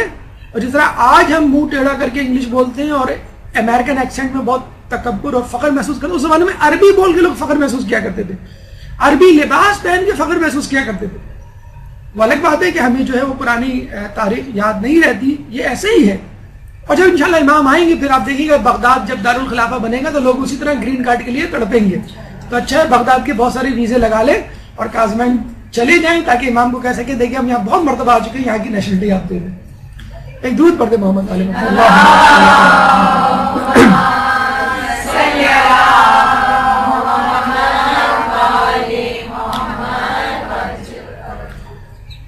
اپنے نفس کو ذلیل کرنے کے لیے امام پہنا کرتے تھے. تو سفیان ثوری نے کہا کہ یہ اہل بیت کہاں اور دنیا کی جاہ و جلال شان و شوکت کہاں؟ امام نے فرمایا کہ میں نے یہ لباس اس لیے پہنا ہے کہ عام لوگوں جیسا نظر آؤں، اور اندر کا لباس اس لیے پہنا ہے کہ اپنے نفس کو ذلیل کروں. پھر امام نے اس کے لباس کو، جو اس نے ایک عام لباس پہنا ہوا تھا، اس کو پکڑا اور اس کو اس کے اندر کا لباس دکھایا کہ جس میں وہ ایک بہترین لباس پہنا ہوا تھا اندر.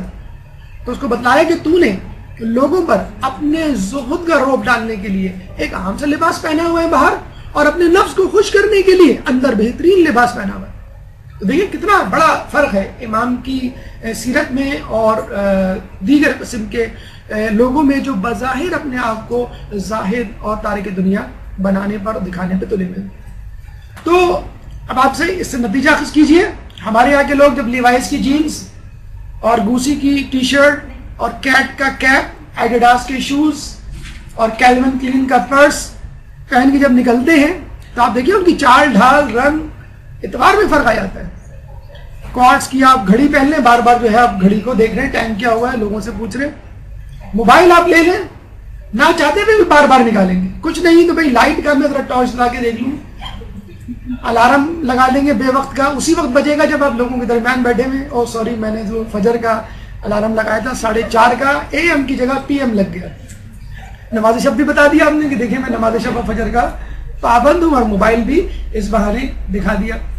تو بس آدمی تڑپ رہا ہوتا ہے. گاڑی لے لیں تو بار بار اداروں کو فون کر رہے ہیں کہ ہم نے جو ہے وہ گھومنے جانا تھا، آپ کیا آنا تھا، آئیے ذرا، یا آپ آ جائیں یا ہم آ جائیں. کسی طرح جسے کہتے ہیں چابی لہراتے ہوئے جا رہے ہیں کہ بھئی کون سی ماڈل کی گاڑی ہے. تو ہم تڑپ رہے ہوتے ہیں اپنے لباس کو دکھانے. دیکھیے اب برا ماننے والی بات نہیں ہے، ہم خواتین کا مجمع ہے، لیکن امام کی روایت ہے اس لیے میں آپ کو عرض کر رہا ہوں. امام کی روایت ہے اپنی خواتین کو کم لباس سلوا کر باہر نکلنے سے روکو. عورت جب اچھا لباس پہنے گی تو اس کو دکھانے کے لیے باہر نکلے گی. ایک اچھا سا رنگ برنگا اسکارپ آدمی خرید لینا، یعنی آدمی کا مطلب ہے عورت، تو اس کو دکھانے کے لیے وہ تڑپ رہی ہوتی ہے کہ سیٹرڈے کب آئے، یا جمعہ کب آئے، یا ہم سسرال کب جائیں، یا ہم کسی، میں آپ کی بات نہیں کر رہا قطعی طور پہ، آپ لوگ غلط نہ لیں، میں اوروں کی بات کر رہا ہوں.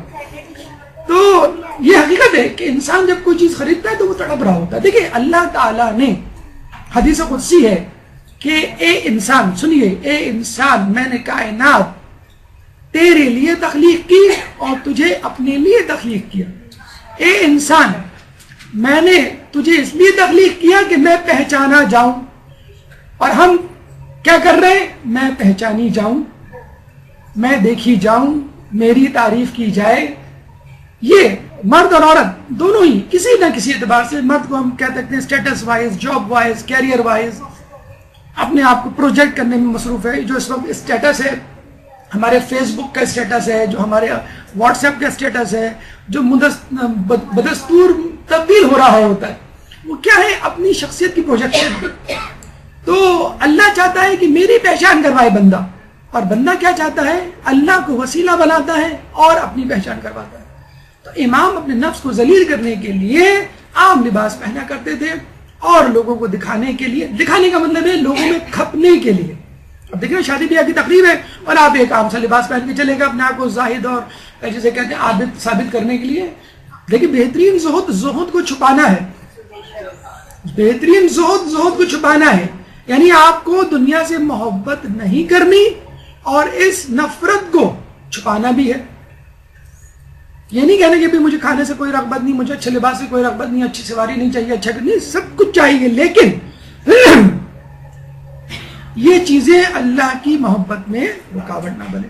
نشست آپ دیکھ لیجئے، ہم کلاس میں سب سے پہلے اس لیے آتے ہیں کہ دیوار سے ٹیک لگانے کی جگہ ملے. میں آپ کی بات نہیں کر رہا، میں اوروں کی بات کر رہا ہوں. ہم دیوار سے ٹیک لگانے کے لیے آتے ہیں، ایسی جگہ بیٹھتے ہیں جہاں پاؤں پھیلا کے بیٹھنے کا موقع مل جائے. امام کے بارے میں ہے کہ اگر وہ لوگوں میں بیٹھے ہوتے تو کبھی دیوار سے ٹیک نہ لگاتے. اب آپ اندازہ لیں، امام لیڈر ہے، رہنما ہے، رہبر ہے، کائنات کا امام ہے وہ، اور اس کو یہ روا نہیں کہ اگر میں کسی کے ساتھ بیٹھوں تو ٹیک لگاؤں کہ لوگ سمجھیں کہ میں ان سے برتر ہوں. امام نہیں چاہتے کہ لوگوں کے درمیان میں ثابت کروں. جو ہم کہتے ہیں نا باڈی لینگویج، باقاعدہ اس پہ کتابیں لکھی جا رہی ہیں. آپ پڑھیں ویب سائٹس پہ جا کے باڈی لینگویج کیا کچھ کہہ رہی ہوتی ہے. NLP نیورو لنگوسٹک پروگرامنگ باقاعدہ ایک سائنس ہے. اس میں کہا جاتا ہے اگر آپ کو کنونس کرنا ہے اپنے سامنے والے کو، کم از کم اتنا کریں آپ کہ جس طرح وہ بیٹھا ہے، جس انداز سے وہ جو ہے آپ کو سن رہا ہے، آپ اس انداز سے اس کو سنیں، اس طرح بیٹھیں. وہ بڑا سمٹ کے اور ادب سے بیٹھا ہوا ہے، آپ جو ہے اکڑ کے اور ٹیک لگا کے بیٹھے ہوئے، تو اس کا مطلب ہے آپ ایک تکبر و نخوت کا مظاہرہ کر رہے ہیں. یہ بچوں کے ساتھ بھی ہونا چاہیے. بچہ جو ہے توتلی زبان میں جو ہے اپنی گلی کے کرکٹ کے قصے سنا رہا ہے، آپ جو ہے وہ اکڑ کے بیٹھے ہوئے، اچھا بیٹا جلدی جا کے منہ دھو کے آ جاؤ، تمہارا کھانے کا ٹائم ہو گیا ہے. تو آپ اسی طرح بچے کو فیشل ایکسپریشن دیں کہ امی میں نے جو ہے لاسٹ بال پہ چھکا مار کے اپنی ٹیم کو جتا دیا. اچھا کیسے مارا تھا دکھاؤ. کتنی مائیں جو ایسے کہتی ہوں گی. ہمیں بس یہ فکر ہوتی ہے کہ بیٹا جو ہے بس ہماری ساری باتیں مان لے، اپنی باتیں نہ کرے. باڈی لینگویج باقاعدہ ٹیچ کی جا رہی ہے، بتائی جا رہا ہے لوگوں کو کہ جس طرح آپ کے سامنے والا بیٹھا ہے، کھڑا ہے، آپ بھی اسی طرح بیٹھے اور اسی طرح اس کو سنیں. امام محفل میں ہوتے تو ٹیک لگا کے نہ بیٹھتے. سن کے حیرت ہوگی آپ کو، بلکہ آپ دیکھ لیں، آپ دیکھتے ہوں گے ARY، جیو، سما، دنیا تمام چینلز پہ ٹی وی اینکرز کو دیکھ لیں آپ کس طرح وہ بیٹھتے ہیں. کبھی ٹیک لگا کے نہیں بیٹھتے. ایریکٹ پوسچر میں ہوتے ہیں، ان کی کمر ایریکٹ پوسچر، بالکل سیدھی کمر ہوتی ہے. اگر وہ ٹیک لگا کے بیٹھ جائے تو ان کی کمر میں کیا کہتے ہیں اس کو، کمب آ جائے، کنکیو ہو جائے.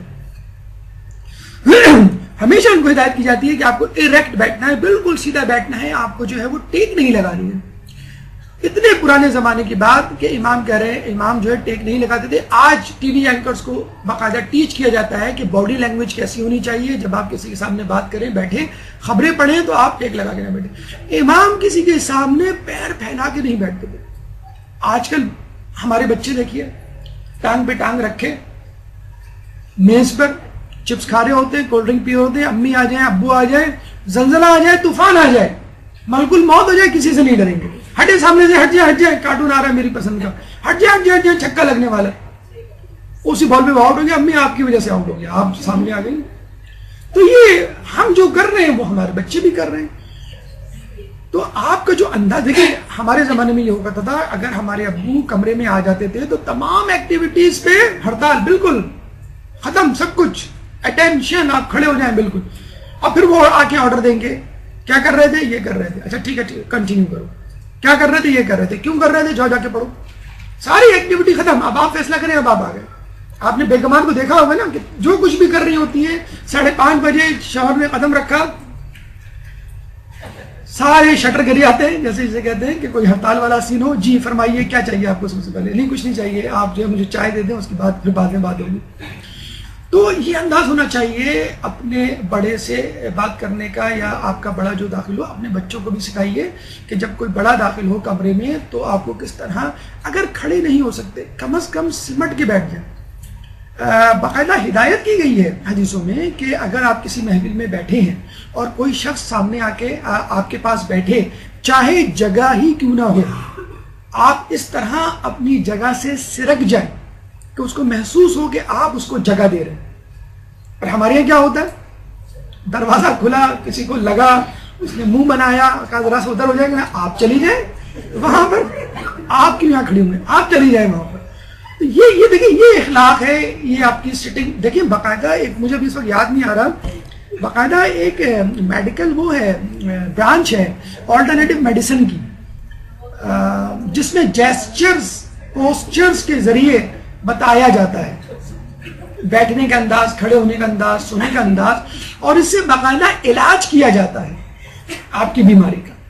تو یہ جو پوسچر، یہ جیسچر، یہ جو فیشل ایکسپریشن، ابھی انشاءاللہ کبھی آپ کی ذاکری کی کلاس ہو تو ہم آپ کو بتائیں گے، یہ تو باڈی لینگویج ہوتی ہے، ایک فیشل ایکسپریشن ہوتا ہے، ایک آئی موومنٹ ہوتی ہے، پھر اس کے بعد آپ کی جو ہے وہ ہاتھوں اور پیروں کی موومنٹ ہوتی ہے۔ یہ جو باڈی لینگویج ہوتی ہے وہ بھی میسج دے رہی ہوتی ہے آپ کے سامنے والے کو کہ آپ جو ہے اس سے ایگری کرتے ہیں، نہیں کرتے ہیں، آپ اس کی حمایت میں ہیں یا مخالفت میں ہیں، آپ جو کہہ رہے ہیں اس کو وہ بات پسند آ رہی ہے یا نہیں آ رہی ہے۔ تو باڈی لینگویج بہت کچھ سکھاتی ہے۔ ہمارے عالم دین تھے مقدس اردبیلی، 40 سال تک پیر پھیلا کے نہیں سوئے، لیٹ الون سٹنگ، بیٹھنا تو دور کی بات ہے، ہم 1 گھنٹہ 2 گھنٹے پیر سمٹ کر کے نہیں بیٹھ سکتے، سمیٹ کر کے، چاہے امی کیوں نہ بیٹھی ہوں، ساس بیٹھی ہوں تو کوئی مسئلہ نہیں، امی بھی بیٹھی ہوں تو ہم پیر جو ہے وہ سمیٹ کے نہیں بیٹھ سکتے۔ 15 منٹ بعد، آدھے گھنٹے بعد 45 ڈگری ادھر ادھر کہیں ہو کر ہم پیر اپنے لمبے۔ مقدس اردبیلی نے 40 سال تک نیند اس حالت میں کی کہ پیر سکیڑ کے بیٹھے، پاؤں پھیلا کے نہیں، کیونکہ وہ اپنے آپ کو زمانے کے امام کے سامنے حاضر و ناظر جانتے تھے۔ یہ ہے انداز زندگی گزارنے کا۔ ہم جو ہے وہ گناہ کر رہے ہوتے ہیں اور اپنے سامنے اپنے امام کو نہیں پاتے اور کہتے ہیں کہ کوئی ہمیں نہیں دے گا۔ انداز کلام بڑے مزے سے ہم فیس بک پہ، ٹویٹر پہ، انٹرنیٹ پہ، چیٹنگ ویب سائٹس پہ لکھ دیتے ہیں LOL، لول۔ کیا ہوتا ہے لول؟ نہیں پتا آپ لوگوں کو؟ بڑی اچھی بات ہے۔ لاف آؤٹ لاؤڈر، کوئی بھی بات لکھی، اپنے مزاحیہ جوک سنایا، کریک کیا، اپنے کو جوک آگے لکھ دیا لول، لاف آؤٹ لاؤڈر، یعنی ہنسنے کی بات ہے، قہقہ لگاؤ۔ منع کیا گیا ہے قہقہ لگانے کو، آواز کے ساتھ ہنسنے کو۔ رسول اپنے حجرے سے باہر نکلتے ہیں، مسجد نبوی میں کچھ لوگوں کو قہقہ ہنستا بولتا ہوا دیکھتے ہیں تو رسول کہتے ہیں کہ اگر وہ تمہیں باتیں معلوم ہوتی جو مجھے معلوم ہے تو تم ہنستے کم روتے زیادہ۔ اسلام نے حوصلہ شکنی کی ہے ہنسنے والوں کو، ہاں تبسم کے لیے حوصلہ افزائی کی ہے، بلکہ یہ کہا گیا ہے کسی مومن کو دیکھ کر کسی مومن کا مسکرانا ایک صدقہ ہے۔ خود اصحاب رسول اس بات کے گواہ ہیں کہ ہم نے رسول سے زیادہ کسی کو مسکراتے ہوئے نہیں دیکھا، اسمائلنگ فیس جسے کہتے ہیں۔ تو ہنسنے سے بہتر ہے کہ انسان مسکرائے۔ قہقہے سے یعنی آواز کے ساتھ ہنسنا جو ہے وہ ڈسکریج کیا گیا ہے، اور یہ کہتے ہیں کہ حماقت پیدا کرتا ہے، عقل کم کرتا ہے، بہت زیادہ ہنسی مذاق جو کہ اس وقت ہمارے معاشرے میں بہت زیادہ ہو گیا ہے، حتیٰ کہ ہمارے خبریں جو ہے وہ جو ہے جب پڑھی جاتی ہیں تو وہ اس میں بھی ایک طنز اور مزاح کا پہلو آ گیا۔ ہمارے زمانے میں 9 بجے خبرنامہ آتا تھا، زبیر الدین ایک ہوا کرتے تھے، ان کو زندگی میں کسی نے مسکراتے بھی نہیں دیکھا۔ کبھی کوئی غلط خبر دینی ہو، سنجیدہ خبر دینی ہو مثلا ماشاء اللہ کی، تو وہ آگے خبر دیا کرتے تھے۔ لوگ کہتے تھے کہ ہاں ان کو دیکھ کے یقین آ جائے کہ واقعی ماشاء اللہ لگ گیا یا ملک کے حالات خراب ہیں، ان کو کبھی کسی نے ہنستے بھی نہیں دیکھا۔ اور امپاسبل، ناممکن ہے کہ 9 بجے کے خبرنامے میں کوئی نیوز کاسٹر ہنس دے، امپاسبل۔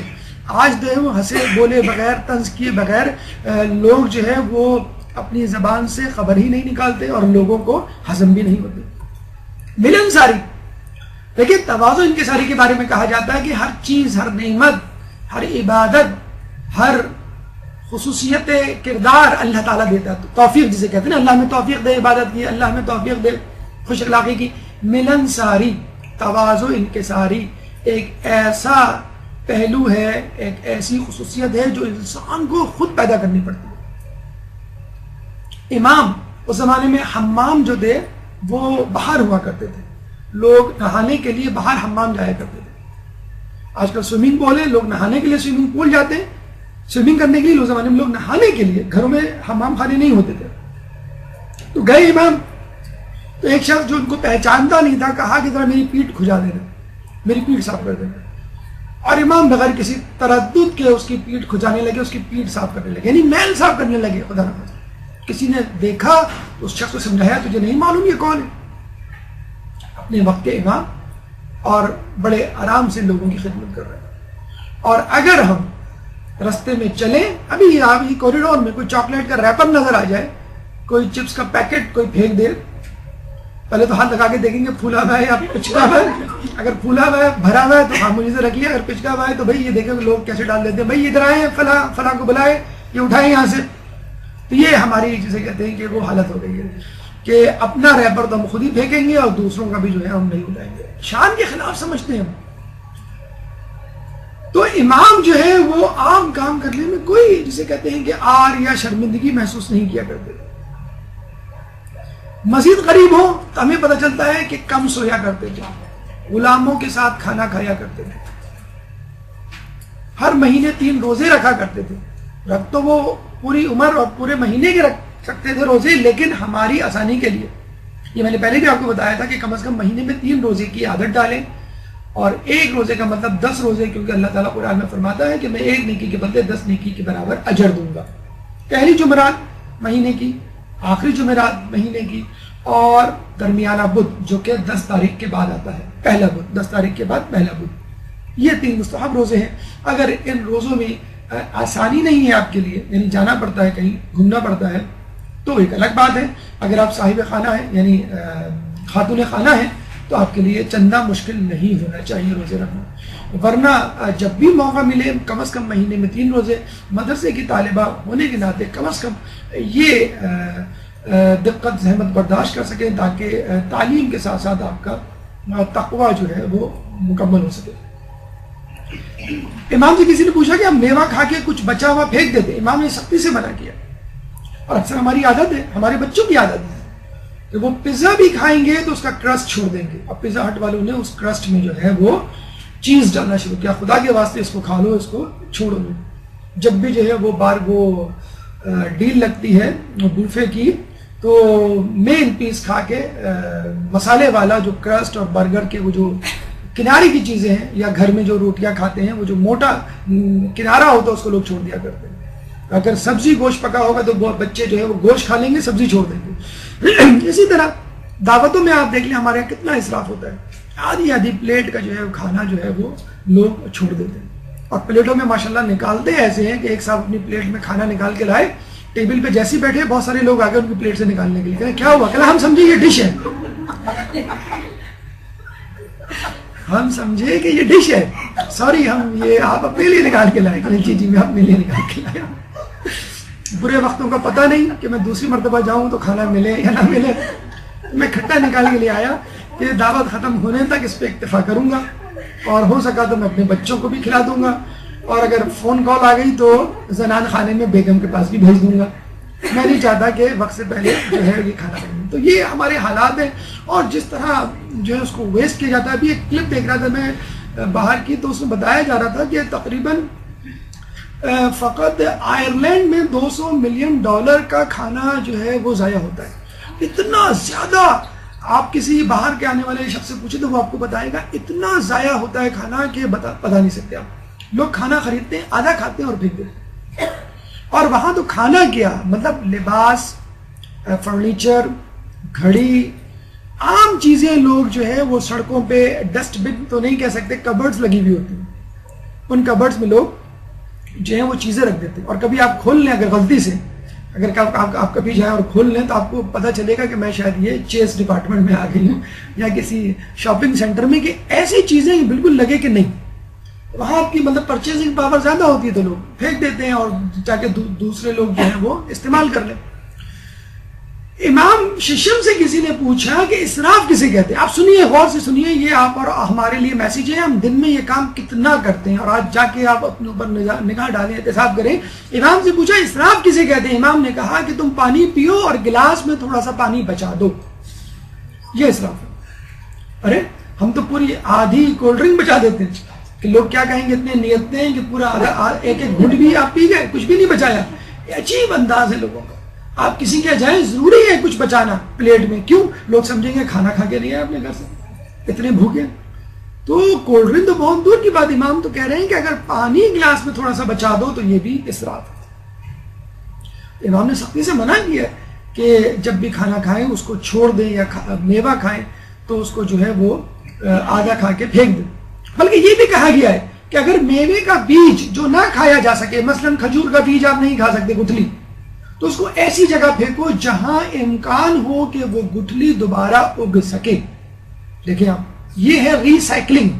مغرب میں جو ری سائیکلنگ پہ توجہ دی جاتی ہے کہ آپ جو ٹن پیک ہیں یا پلاسٹک کی بوٹلز ہیں یا جتنی بھی چیزیں آپ استعمال کرتے ہیں اس کو احتیاط سے آپ جو ہے وہ اپنے ڈسٹ بن میں ڈالیں تاکہ ری سائیکل ہو سکے. انگلینڈ میں باقاعدہ 3 کوڑے دان ہوتے ہیں، 3، یلو، گرین، بلو، مختلف کلرز کے. ایک میں کچن کا کچرا ہوتا ہے جس میں ریپرز، بسکٹ کے ڈبے وغیرہ ہوتے ہیں. ایک میں کوڑا جو گھر کا ہوتا ہے وہ ہوتا ہے. ایک میں لکوڈز ہوتے ہیں. اور اگر آپ نے متعلقہ ڈبے میں متعلقہ کوڑا نہیں ڈالا، یعنی لکوڈ کا کوڑا جو ہے آپ نے ریپرز میں ڈال دیا، ریپرز کا کوڑا جو ہے کچن کے گاربیج میں ڈال دیا، تو آپ کے میونسپل کمیٹی والے آ کے آپ کے گھر کے باہر کا جو کوڑے دان ہے وہ صاف نہیں کریں گے. وہ پورے مہینے پڑا رہے گا، سڑتا رہے گا. جب آپ فون کریں گے تو وہ آئیں گے، آپ کو بتائیں گے کہ آپ نے غلط جگہ پر، غلط ڈسٹ بن میں غلط چیز ڈال دی ہے. تو ہم یہاں پر ماشاءاللہ کوڑے کو استعمال ہی نہیں کرتے ہیں، بہت نیٹ اینڈ کلین رکھتے ہیں کوڑے دان کو، ڈسٹ بن کو. کیا ضرورت ہے کوڑے دان میں کوئی چیز ڈالنے کی؟ خواتین جو ہیں وہ بال بناتی ہیں اور پردہ ہٹایا اور کھڑکی سے باہر جو ہے وہ بال اور جو بھی چیزیں ہوتی ہیں وہ پھینک دیتی ہیں. کیا ارے گلی میں جائے گا نا، ارے گلی میں جائے گا تو گلی والے بھی تو ہیں، وہ بھی تو ڈسٹرب ہوں گے. جو مکھی مچھر جو پیدا ہوں گی، کوڑا ریپر یا کھانے کی چیز جو آپ باہر گندی گلی سے کہتے ہیں، ہمارے یہاں ایک وہ ہے فلیٹوں کے درمیان جو گندی گلی یا پتلی گلی ہوتی ہے، وہ آپ دیکھ لیں کسی دن آپ جا کر کہ کیا حال ہوتا ہے. تو اس میں جو مکھی مچھر، جو ڈینگی فیور، وائرل فیور جو پیدا ہوتے ہیں انہیں چیزوں سے پیدا ہوتے ہیں. صدقہ و خیرات، دیکھیں ہم لوگ کتنا سوچ سمجھ کے اپنی جیب سے نکالتے ہیں. پہلے بات تو یہ کہ ہم کوشش کرتے ہیں کہ خمس وغیرہ بھی بچ جائے، صدقہ و خیرات تو بہت دور کی بات ہے. امام نے ایک دفعہ روز عرفہ اپنے گھر کا تمام سان راہ قرآن خدا میں دے دیا، اور کسی نے جو ہے توجہ دلائی، پریشان ہو کے امام یہ کیا کر رہے تھے. امام نے کہا کہ ایسا کام کرنے سے انسان کو آر محسوس نہیں ہونی چاہیے، پریشان نہیں ہونا چاہیے کہ جس کے بدلے میں اس کو قدر و منزلت میں اضافہ ہو. ان تمام در خصوصیات کے باوجود اپنے چاہنے والوں کو نصیحت کیا کرتے تھے کہ دیکھو ہر روز شام کے وقت تمہارے اعمال امام کے حضور پیش ہوتے ہیں، ایسے بن جاؤ کہ جیسے ان کے شیعوں کو ہونا چاہیے. شب جمعہ آپ نے سنا ہی ہوگا، لیکن ہر روز شام کے وقت بھی اعمال پیش ہوتے ہیں. اگر انسان جو ہے یہ وتیرہ اپنا لے کہ روزانہ اپنے آپ کو شام تک بخشوا لے، یا گناہ کرے تو اس کی مغفرت کروا لے، تو شام تک کم از کم جو ہے انسان اللہ کے حضور، اپنے امام کے حضور سرخر ہو سکتا ہے. تو ہفتے وار نہیں، سالانہ نہیں، بلکہ یومیہ طور پہ اپنے احتساب کا اہتمام کیجیے، اور یہ ذہن میں رکھیے مغربین سے پہلے یعنی شام کے وقت آپ کے اعمال جو ہے وہ امام کے سامنے پیش ہوں گے. اعترافات، امام کی شخصیت کا اعتراف نہ صرف شیعہ ان کے ماننے والوں بلکہ اغیار نے بھی کیا ہے. ابن حجر اسقلانی مشہور اہل سنت کے عالم دین، آپ کہتے ہیں کہ آپ تمام لوگوں میں جلیل القدر اور عظیم المرتبت تھے، یعنی آپ کی شخصیت تمام لوگوں میں برتر و افضل اور عظیم تھی. یہ اعتراف جو ایک غیر شیعہ فرد نے بھی آپ کے سامنے کیا، بلکہ حجر اسقلانی کی ایک کتاب ہے سوائق المحرقہ، جس میں اصحاب رسول پر ایک باب باندھا ہے. اور جب علی کے فضائل کی باری آئی تو یہ لکھا ہے کہ جتنی فضیلتوں کی روایات امام علی، حضرت علی سے منقول ہیں، منسوب ہیں، کے بارے میں منسوب ہیں، کے بارے میں منقول ہیں، اتنی روایات کسی بھی صحابی رسول سے منسوب نہیں. بہت بڑے عالم دین، ان کا یہ جسے کہتے ہیں اعتراف، اور خود امام رضا کے بارے میں اعتراف کہ آپ تمام لوگوں میں جلیل القدر اور عظیم المرتبت تھے. عبد الرحمن جامی مشہور صوفی بزرگ کہتے ہیں کہ آپ کی باتیں یعنی امام علیہ السلام کی باتیں حکیمانہ، عمل درست، کردار محفوظ، عن الخطا تھا۔ جب ہم اپنے ائمہ کو معصوم کہتے ہیں تو دلیل کے ساتھ کہتے ہیں، تواریخ کے ثبوت کے ساتھ کہتے ہیں، حیات طیبہ کی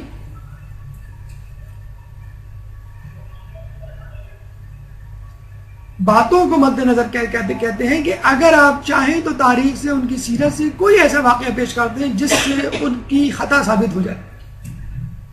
الحمدللہ خود تاریخ اس بات پر گواہی دیتی نظر آتی ہے کہ ہمارے اہل بیت، ہمارے ائمہ تمام کے تمام معصوم تھے۔ مولوی مبین حنفی جن کی کتاب وسیلۃ النجات مشہور تاریخ کی کتاب ہے، آپ فرماتے ہیں آپ کو وراثت میں علم ما کان وما یکون عطا ہوا تھا، یعنی آپ کا علم جہانوں کے علم پر محیط تھا، جو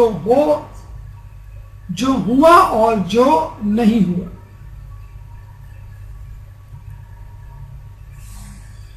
کرامات کے حوالے سے گفتگو انشاءاللہ موقع ملا تو ہم آئندہ کبھی کریں گے، کیونکہ آپ کا وقت مکمل ہو گیا ہے۔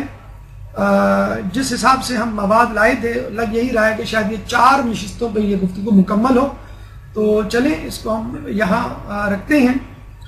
اگر ممکن ہوا تو اگلے ہفتے، کیونکہ 23 ذی الحج بھی ان کی ذی القعدہ بھی ان کی شہادت ہے، اگر نہ ہوا تو کسی اور وقت انشاءاللہ آپ کی حیات طیبہ کے حوالے سے اس گفتگو کو مکمل کر دیں گے۔ اس گفتگو اب تک کی گفتگو سے متعلق اگر آپ کے ذہن میں کوئی سوال ہے تو آپ کر سکتے ہیں۔ اس سے پہلے ایک درود پڑھ دیجئے محمد والے میں۔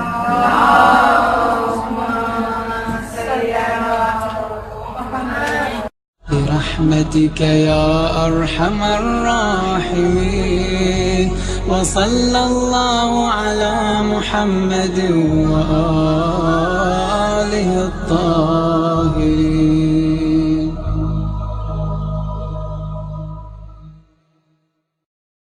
اللجن اللجن اللجن اللجن يا مولاي، اللجن اللجن اللجن اللجن اللجن اللجن اللجن يا صاحب السماء، اللجن۔ اعوذ باللہ من الشیطان اللعین الرجیم، بسم اللہ الرحمن الرحیم۔ رب اشرح لي صدري ويسر لي امري واحلل عقدة من لساني يفقهوا قولي۔ ان الله وملائكته يصلون على النبي يا ايها الذين امنوا صلوا عليه وسلموا تسليما۔ اللهم صل على محمد وعلى محمد۔ ماہ ذی القعدہ کا بابرکت مہینہ شروع ہو چکا ہے، اور اس بابرکت مہینے میں ایک بہترین تاریخ ہمارے 8ویں امام علی رضا علیہ السلام کے حوالے سے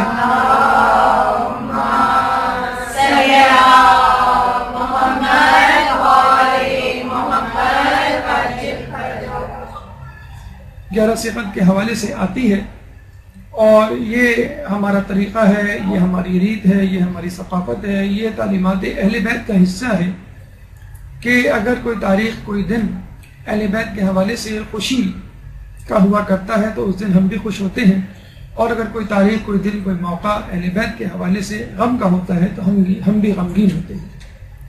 اور یہ کم از کم طریقہ ہے اہل بیت سے اپنی اتحاد، یگانگت، محبت جتانے کا کہ ان کی خوشی میں ہم خوش ہیں اور ان کے غم میں ہم غمگین ہیں، ورنہ تو اعلیٰ ترین ہدف اور منزل یہ ہے کہ ہم ان کے نقش قدم پر چلیں اور ان کاموں سے احتراز کریں جن سے وہ ناخوش ہوتے ہیں، اور ان کاموں کو انجام دیں جن سے وہ خوش ہوتے ہیں۔ یوں تو 1-1.5 گھنٹے میں 8ویں امام کی تمام سیرت کا مکمل احاطہ کرنا مشکل کام ہے، بلکہ ناممکن کام ہے، لیکن جیسے کہ آپ کو معلوم ہے کہ ایک طریقہ، ایک مقصد یوم ولادت یا یوم شہادت کو منانے کا یہ بھی ہوتا ہے کہ اس بہانے ہم اس امام سے متعلق ایک معلومات کا ذخیرہ کسی حد تک اپنے اندر جمع کر لیں کہ جس کی شہادت یا ولادت منا رہے ہیں۔ चुनांचे बेहतरीन वक्त है कि जुमेरात के दिन गालिबन 11 ज़िक़त पड़ेगी। आज हफ्ते का दिन है, इमाम की विलादत के बाद आपसे मुलाकात होगी। तो पहले से अपने आप को मेंटली प्रिपेयर कर लें, इमाम के मुताल्लिक़ मालूमात को जमा कर लें और अपने बच्चों, अपने घर वालों, अपने रिश्तेदारों, अपने अड़ोस पड़ोस ख़ैरख़्वाहों को ये मालूमात पहुँचाएँ, उनको ज़हनी तौर पर उनकी विलादत के आने से पहले तैयार कर लें, ताकि उनकी विलादत वाले दिन हम विलादत को कमा हक़ मना सकें और उसका हक़ अदा कर सकें। और मनाने का मतलब ये है कि हम खुश हों, और खुश होने का मतलब ये है कि हर उस चीज़ से खुशी का इजहार किया जा सके जो हमारे लिए मुमकिन हो। अच्छे कपड़े पहन के, अच्छे खाने खाकर, एक दूसरे को मुबारकबाद दे के, और सबसे पहले ज़माने के इमाम को हदिया तहनीत पेश करके कि आपके जद की आज यौम विलादत है, हम उसके हवाले से हम आपको मुबारकबाद पेश करते हैं। यूँ तो छठे इमाम के हवाले से मुख्तलिफ ज़ावियों से उनकी ज़िंदगी पर निगाह डाली जा सकती है। वक्त की कमी के पेश नज़र महदूद मुद्दत में 1 घंटा या 1 घंटा 30 मिनट के दौरान जिन जिन मराहिल से इंशाअल्लाह गुजर के उनकी हयात तय्यबा से हम मोती समेटने की कोशिश करेंगे, वो आपके सामने है। हमारी गुफ्तगू का पहला मरहला इमाम से मुताल्लिक़ तारुफ, दूसरा मरहला नस इमामत यानी किस तरह आपकी इमामत साबित होती है, तीसरा मरहला बादशाहान वक्त।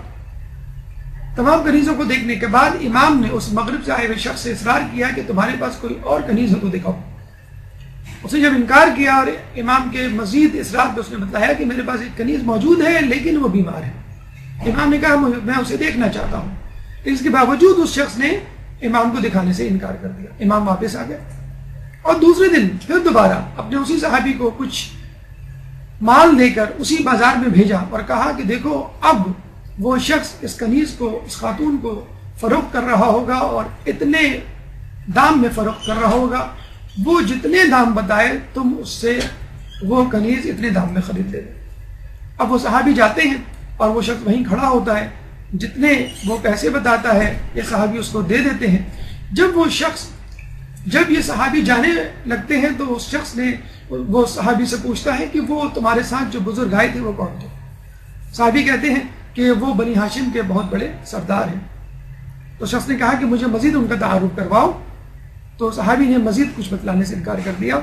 उस मगरिब से आए शख्स ने कहा कि मैं इसलिए पूछ रहा हूँ कि मैंने खुद ये कनीज़ एक बहुत दूर दराज मुकाम से ख़रीदी थी, और जब मैंने ये कनीज़ ख़रीदी तो वहाँ में मौजूद एक बूढ़ी शख्स ने मुझसे कहा कि ये कनीज़ तो तेरे काबिल नहीं, ये तो उसके काबिल है कि जो अपने दौर में रुए ज़मीन पर सबसे ज़्यादा मुकर्रम बुजुर्ग इंसान होगा, और इसके बदन से वो शख्सियत पैदा होगी जो खुद अपने ज़माने में तमाम अफराद से कुर्रे ज़मीन पर मुक़द्दस और बरतर होगी। एक दुरूद पढ़ दे मोहम्मद।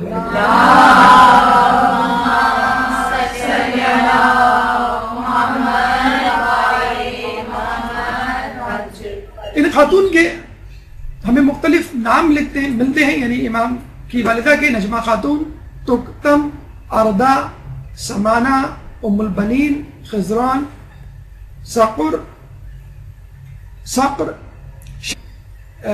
के लिए इस तरह आप याद कर सकते हैं, वरना 17 सफर भी इमाम की विलादत शहादत मनाई जाती है।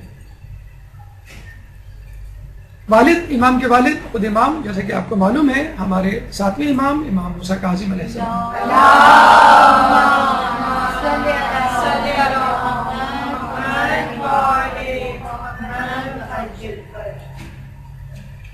वालिदा नजमा खातून के बारे में तवारीख में तफसील के साथ दर्ज है, और कहा जाता है कि आप मगरिब से ताल्लुक़ रखा करती थी, यानी मगरिब से आई थी और एक कनीज़ थी, और आपकी शादी की पेशनगोई खुद रसूल अकरम सल्लल्लाहु अलैहि वसल्लम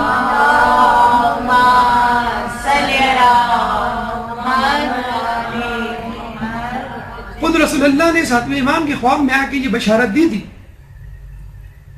और ये कहा था कि ये खातून जो है वो 8वें इमाम की वालिदा बनेगी, اور کہا یہ جاتا ہے کہ ہمارے ساتویں امام کے خواب میں آ کے رسول اللہ نے جب یہ بشارت دی اور ان خاتون کا تذکرہ کیا جو اس وقت کنیز تھیں اور مغرب سے تعلق رکھتی تھیں، اور یہ بھی بتلایا کہ فلاں بازار میں یہ بطور کنیز فروخت ہو رہی ہوں گی، جاؤ جا کے ان کو خرید دو۔ تو ہمارے ساتویں امام اپنے ایک صحابی کے ساتھ اس بازار گئے اور وہاں پہ موجود ایک مغرب سے آئے ہوئے شخص مخاطب کر کے کہا کہ تمہارے پاس کتنی کنیزیں ہیں، میں ان کو دیکھنا چاہتا ہوں۔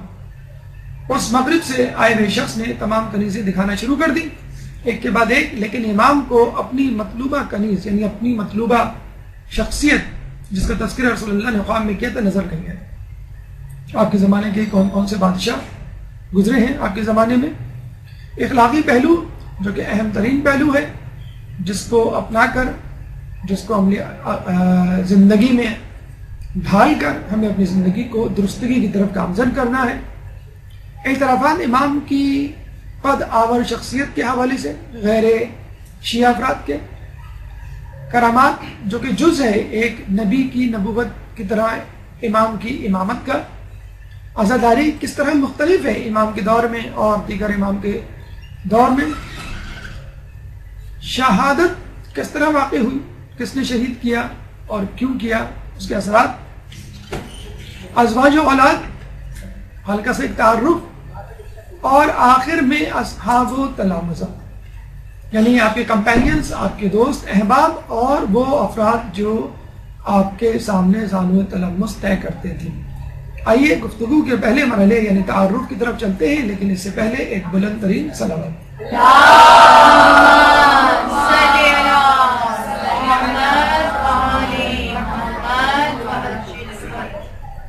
ولادت جیسے کہ آپ کو بتایا گیا کہ 11 ذی القعدہ 148 ہجری، کچھ روایات کے مطابق 11 ذی الحج 153 ہجری، زیادہ مشہور روایت 11 ذی القعدہ 148 ہجری کی ولادت ہے۔